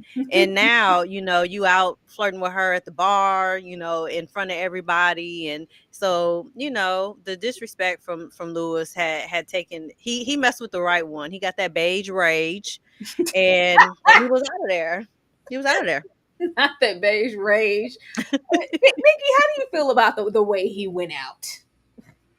I love this scene. I love the way he died. It was very on brand for the character. And you know what? I gotta say, I hate to say I identified with him because he was the predator of the story, but I identified with that having to say that last little word because yeah. I went through a phase in school where I was literally kicked out of class and written up on a referral just about every day. Oh. And I remember one day I did not take that referral down, and the teacher thought I got in trouble, and I didn't. But I just had to let that teacher know, you know what? As a matter of fact, just so you know. So I get him wanting to be like, you know what? I'm about to say this little word because you can't do nothing to me. But the thing that really gets me, and before we leave this slide, sister girl, you got to say the quote that the light-skinned man said in Tales from the Hood. The only spooks I'm worried about are the ones with guns. That's what y'all was doing over there on the live. But the fact that man literally did not care that his daughter was holding his hand, baby. That bullet could have ricocheted off a rib and shot that little girl. I'm sorry. Wait a minute, Nikki. I'm sorry. Say that one more time. What the bullet was gonna do? Could have ricocheted off his rib and shot the little girl. Okay. I thought that's what you said. Bullets ricochet, okay? Rib. By the time we get the rib, I think it's in there. I think it's good. I don't think, unless he's Iron Man. But the point is, he is not a sharpshooter. That girl was too close to the daddy, and he just popping off shots. But I will say, what also interweaves with this character that I said adds to the complexity. And he tried to save her. He had the wherewithal. He saw the gun, and he had the wherewithal to push his little second victim to be out of the way. So at least he did, because he wasn't a father to none of them damn kids, especially not that little boy. That little boy, okay, it's not even. But at least he did one fatherly duty out of all his kids' lives, and he pushed that little girl out the way. Absolutely. I mean, nobody's saying, everybody just acts like just because you are, I guess, a predator, that you have to be like one way. There aren't any ups and downs to your character. Oh, he just walking around with a public P on the front of his shirt looking for the unsuspect. Like, no, there's always going to be a levity to what I'm willing. Like, I'm still a father, but I'm still so many other things as well that are absolutely nasty, to where I just couldn't even put my pride in my pocket and walk away with all you had to do was walk away, sir, and you got shot. Now, poor Eve, she's just traumatized all around. You already was hunching in front of her. Right. It were rubbing. I'm sorry. They were rubbing. They were rubbing. You were already rubbing. But don't play with Roger Guinevere Smith. I said don't talk to her again. First of all, this actor acts down. It was some people in this cast, boy. I love him. But getting towards the end and getting into this letter and the give me your hands of it all, so many people get this letter confused and thinks that after the funeral, because I'll say during the funeral, because Sissy was so downtrodden and devastated and was the one crying the most, like, oh, see, she feels guilty because she lied. No. Things look, a different type of way, even though her father was all those things, and we can argue about exactly what he did and how far it went. It still was wrong, but that doesn't undercut the respect or love that she had for him, like most, some victims do with abusers, especially if it's family, and especially if it's somebody as prominent as your father. I think that those were those emotions, and not so much I'm crying because I lied and look what happened. Yeah, that's not that. And then we get into this letter that Eve just so happens to find in the shaving kit. I think it says a whole lot that you didn't write this letter to your wife. You wrote this letter to your sister. And it felt like a just in case situation. For him to write that letter to her, it was like, well, just in case something comes out, I'll always have this letter. And even for him to address it to her, I felt like behind somebody's closed doors, in a scene that I'm sure we didn't have by choice, because she wanted to be none the wiser and be off into flights of fancy speaking in riddles about her dead husbands. She saw something, and she maybe confronted him with it. And this was him trying to save face for whatever the inevitable was that could happen if whatever was found out, to make it, in his favor. And I'm just, a glorified doctor running around, selling aspirin. And for a brief moment, when I realized she was kissing me like a woman, it was just, yeah, it sounded like, let me make this look a certain type of way just in case. It didn't feel like some revelation letter to be outward and some omission of it. Because if it was, I would think that you would be writing this letter to your wife. Why are you writing this letter to your sister? I think she confronted him and we just didn't see it. Sister girl, what did you think about this ending scene? Oh yeah, I for sure think Moselle confronted him, because even though little baby Eve has the gift as well, she's still just learning it. And I think she tried to conceal what she knew from her aunt, but it didn't work because she is Mhm. more gifted than her niece. And I think she confronted him about it, and he wrote that letter, trying to kind of make himself to be innocent, and I just don't know what happened, and all this other stuff. And I think when Eve got to actually like see what her sister saw, I think she saw the truth, of what actually happened. And and I don't think it's unheard of, for abusers to victim blame and pretend like, well, they came on to me, and if she hadn't just worn this, or I didn't know what was going, I was drunk, I didn't know what was happening, I had one eye open, one eye closed, it was dark that night. Negro, please, you abused that child, and you wrote a letter to try to make yourself out to be the victim when you were not. I always thought she knew when she says, well, if you don't want to tell me, I'm not going to drag it out of you. Like, girl, you knew. And Yeah. it shouldn't even taken it. I think she knew a whole lot all along. She just wanted to know what Eve knew and see how far she knew. And she's questioning, how can I use voodoo to kill someone? She knew and she confronted, and that was his little saving letter. Nikki? Yeah, the way I view the letter is I don't think it was something he had in the tuck just in case something happened, because based on the character as I see him, I don't think he thought anything would ever happen to him. I think his sister absolutely confronted him, and I think he wrote that letter with the intention to, cover himself, and he just didn't get a chance to go to his sister with that letter because he was killed. But I don't think the way he operates, that man thought he was untouchable. Like, he didn't think anything was going to happen to him. And I agree, the verbiage used, it definitely sounded like, oh, that child seduced me. Like, it definitely sounded like he was trying to do a roundabout with muddying up what exactly happened. And I'm glad we threw the letter in there with the alligators. Okay, the sister know what's up. Okay, I don't know why she even needed to confront the brother. You know what's happening. But I feel like this letter and this scene with the two sisters, it just solidifies to me what exactly happened that night. It did. For me, them, letting that letter go by the wayside and ending off, holding hands and give me your hands. It's like, I don't need you to say anything else. Whatever I'm seeing is enough for me to know whatever he got, it was his comeuppance because he deserved it. He did hurt you and you didn't lie. I thought it was. I always thought this was sealing, like, oh, Sissy's, as if, I don't know why we question it. Whatever was happening, Sissy was a child. Sissy was a child. Like, I don't like how we are constantly resolving Lewis of, well, she was doing too much. Even if she was doing too much, even if, no, I'm never saying she was, even if she was doing too much, even if she was pushing up on, like, this is your daughter. She was a child. You were the adult and the dad, and you should have ceased and desisted the moment that she got out of pocket. You didn't, because you were enjoying it. I just can't. Better leave Sissy alone.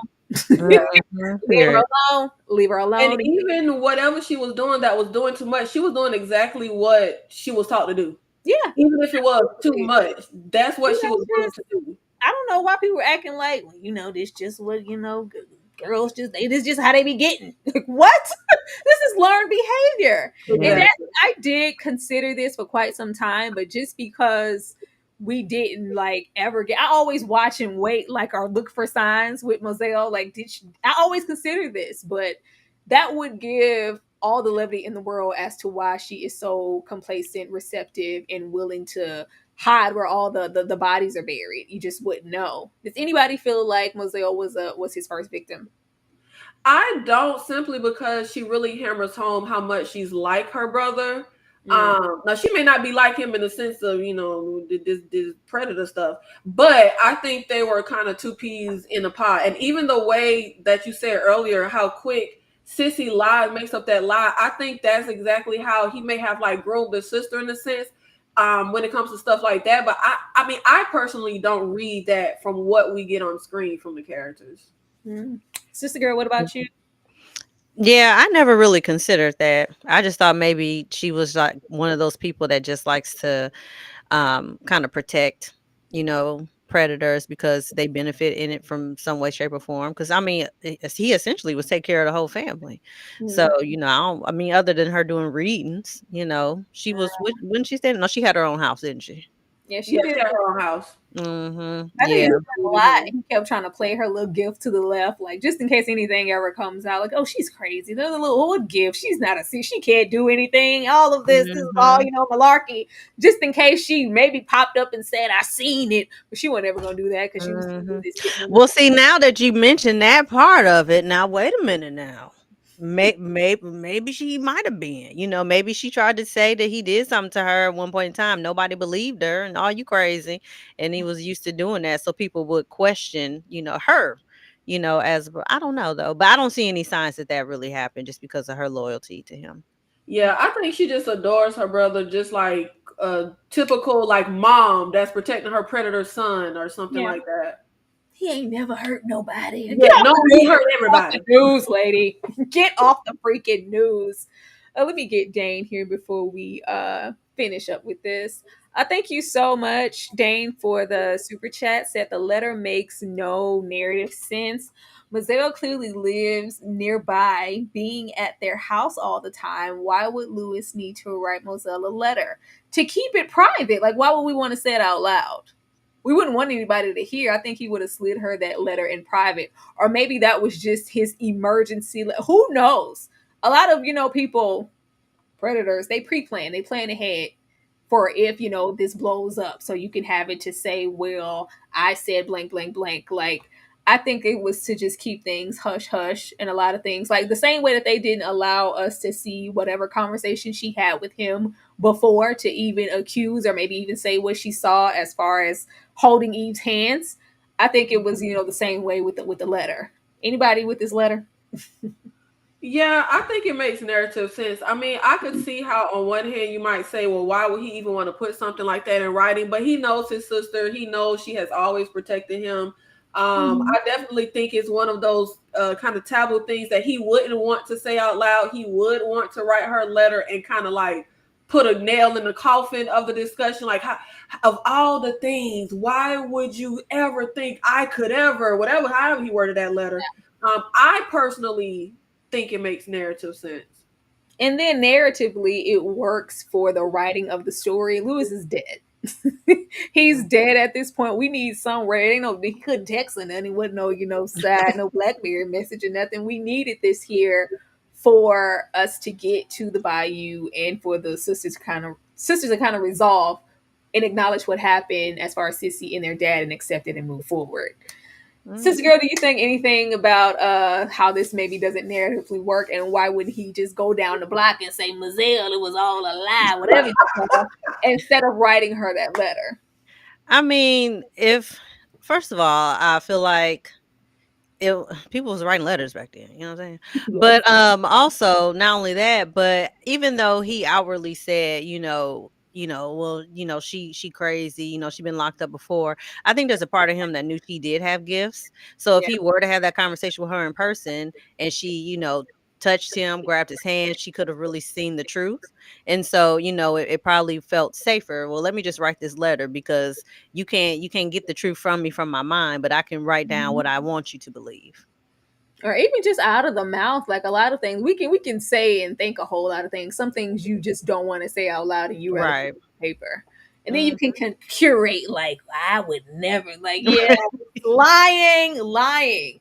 But this has been a really, really great time. Thank you guys so much for supporting us in that chat. Closing it off, Would you guys be here for like an Eve's Bayou spinoff? Because I think the question Kasi Lemmons gets asked most often, like, would you be open to opening up this universe again? Us, following up with Eve. All the actors are still, with us. We can all break them all here, and just kind of have a whole, situation, or even I don't even know where that story would go. Would you be here for that? A spin-off of the Eve's Bayou like universe, opening up a show, or do you just simply want fresher, newer stories, more in the realm of this one? Sister girl? I don't know. I don't know if I would want a continuation or like a sequel or spinoff of Eve's Bayou. I would like something, similar, or or maybe if he had maybe like even like a backstory of them growing up, of what was their childhood like, was he the favorite, did he abuse his sister, maybe something maybe along those lines. But I do love movies like this because again, I think just whenever there's a location that can also be a character, because I just am obsessed with New Orleans, Louisiana. I always love it. So yeah, and I hate that she, didn't really step out and trust herself enough to continue to write movies, because she clearly is talented. But I wouldn't want no sequel. I feel like it was wrapped up. I just would like some more. I was literally trying to think what other movie that we have like this that is, majority black cast and just really rich. And I was like, do we not have one? The closest I could come to is movies like, I was like, why they all star Afri Wood? Movies like Down in the Delta and Funny Valentine, things that good BET situations that they don't really show no more. Just we don't really have, something as rich as this. And I'm like, that's really unfortunate. However many years removed from this film, is there still nothing? Nikki, what about you? Eve's Bayou spinoff. Part 2 or whatever. Well, and you know what? First, before I even answer that, I also, if I can for 2 seconds jump backwards, I would also say the letter makes narrative sense because there's no other way for us to get the dad side of the story. Yeah, needed that. That's kind of the point of how it ends off. There was no other way for us to get his side of the story, baby. It's kind of like in the horror movie where you got to go on the internet to do research. We never doing that in real life. You can go to the library. Yeah, there's no other way. You go look at the news article. Like, Right. Every time. In order for you to learn the rules of the curse, you got to go through the archives of the library. It's no other way for the story to give us that info. There was no other way for the story to give us the dad's point of view.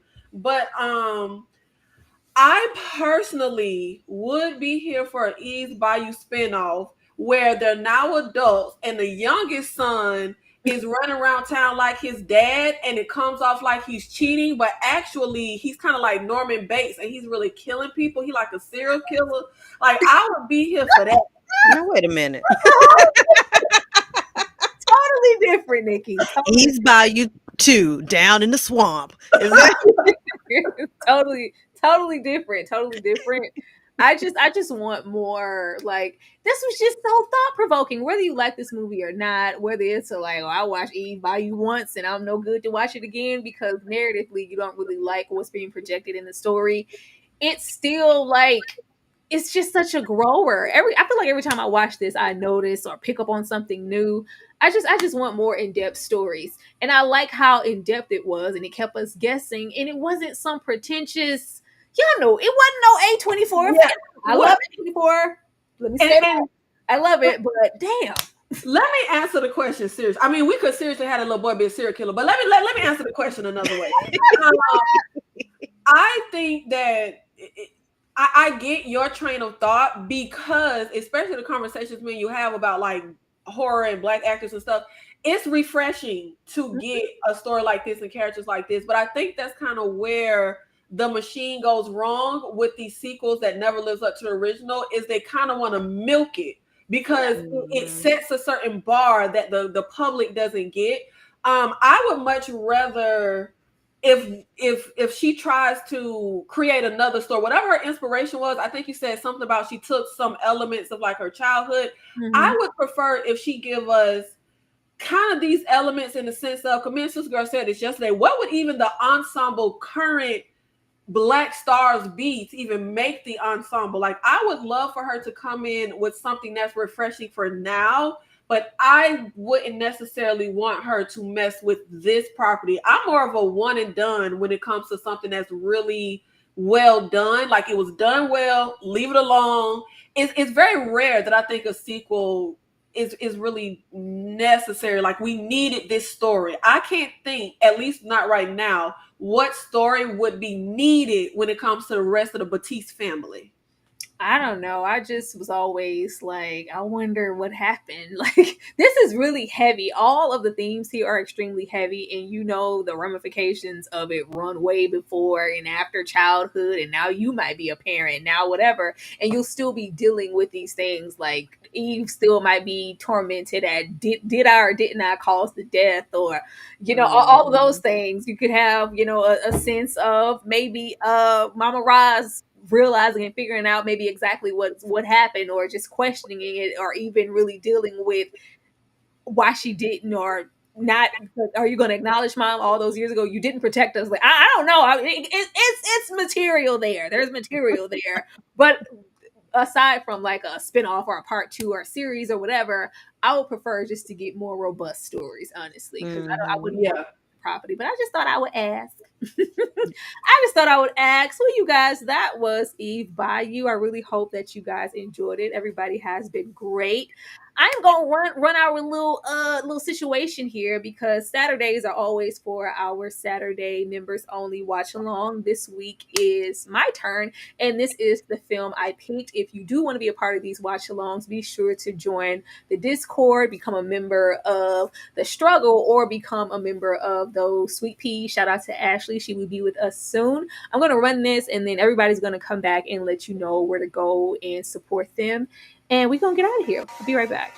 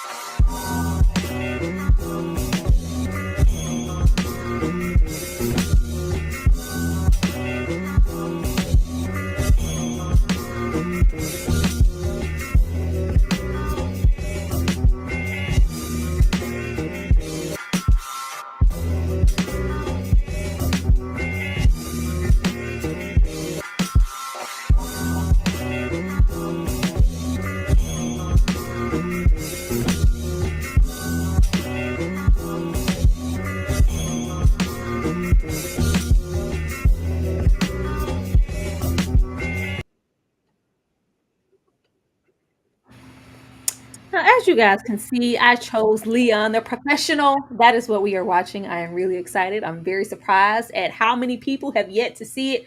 Nikki, have you seen Leon the Professional? I saw Leon the Professional when I was like 7 years old, child. That's what I was watching instead of Dead President. You know what? Either way, I'm glad you've seen it. If you guys want to be a part of that, be sure to become a member of the channel. Sister Girl on Film, I'm going to come to you first to let the people know what you have coming up and where they need to be to come and support you. Okay, well, thank you for having me. I am Sister Girl on Films here on the YouTube. Let's see, this week I just posted my reaction to Get Out, which is one of my faves. I love Jordan Peele. I have coming up this weekend episode 2, season 1 of I Love New York, which has been amazing. And then I will start doing reactions to action films. It's coming up on the channel. I don't know what it's going to be, but it's going to be something. So yeah, so subscribe to your girl if you like foolery and mess, because that's what I have over there. Absolutely. We love food. There's a lot of foolery and mess over here too. A whole lot of it.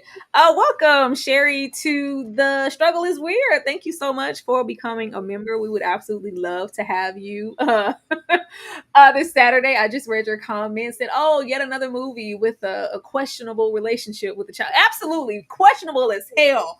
But I love it down. I'm gonna be real biased. I would be interested to see how I feel about his relationship now as an adult, because I remember watching The Professional as a kid, and I was like, this is weird. this is off. You know, something's unnatural going on here, but I couldn't really explain. I don't think I've seen it to really dive into it. So yeah, I would love to have you there. Thank you so much for becoming a member. Nikki, what do you have coming up on your channel that people want to know? And I will say, in Leon the Professional, okay, Natalie Portman ain't have to kiss that grown man like Samuel them did. But every Tuesday we are doing our retrospective of Lovecraft Country. We have 3 episodes left, so make sure you are here on Tuesday for the live watch along and discussion. And I don't have any content coming up on the channel, but I got like 700 million, 1,100 videos on the channel. So check some of those out that are already up. But also, I am currently writing, directing, and producing a horror short film called Apples. And if you would like to know how you can support that, you can check out my community tab. And that's everything. And say hi to my baby. Say hi to my baby. Oh, get him out of here. If I can't hold up my oversized dog and put him up, get your little dog. Ain't my fault your dog 100 pounds. But thank you so much. Erica Alexander, please run it back and leave your comments in the chat. I know you arrived a little late. I know you got so much to say. Anybody who has just joined us, be sure to run the video back and let us know what you think about the conversation or this film in the chat. We would love that. Yeah, but as far as me, y'all, I am working still. It's a slow process, but I'm working on my Straight Outta Compton video. I'm almost done with it. I can't wait for you guys to see it. Hopefully you're entertained. I had some stuff to say because don't play with Eazy-E. Don't play with Eric Wright, okay? That's that. Of course, as far as the collective is concerned, myself and Ashley, Fridays are always Flavor Flav Fridays at the moment. We will be getting into that, so be sure to be a part of that Friday. Saturdays before the members only watch along. And if you did just become a member, remember to join the Discord. The link is always in the community tab. Before that, we will be getting into season 4, episode 2 of Raising Kanan. And I also think before the week is out, Ashley and I will be getting into Dope Thief. It's a brand new series. I think it drops tomorrow. And it stars Brian Tyree Henry. It's on Apple TV. Check that out and support us in all those things. As I said, we would love to have you guys. And yeah, anything else, ladies, before we get out of here? I will say, when we were talking about a spinoff, someone in the chat said a prequel of the Batiste family. I think that actually would be a good idea, because I feel like we would just be treading too much, retreading too much territory with the sequel. I don't want nothing, Nikki. I don't want nothing, because then you have to be true to who those characters are. You know, they just don't get things now, right. How you want to? You think they're gonna be true to the sequel, but not? No, I don't want neither. I just posed the question. I don't want either one. I want new stories. Y'all want to take back, because Tyra just said she wanted a sequel. No, I don't want either one. I want more stories like this one, you know, or in the realm, or just that have that talkative nature. It's a pose for conversation. I don't want to part nothing, because they just don't get it right. I'm sorry, because it's gonna be us dictating and nitpicking. Well, he wouldn't do that. This Lewis ain't nothing like. Yeah, who they find it? Yeah, if they do, make sure they know how to speak proper Creole, because Samuel Jackson was playing on our time. But we are gonna get out of here, and you guys have a wonderful night. Thank you so much. Good night, y'all. Touchdown. Que se podía hacer el amor por telepatía. La luna está llena, mi cama vacía, lo que yo te haría. Si te tuviera de frente en la mente, te la volaría. De noche, de día, de noche, de día. You know I'm just to fly away. And if you want it, you could take a private plane. A kilómetros estamos.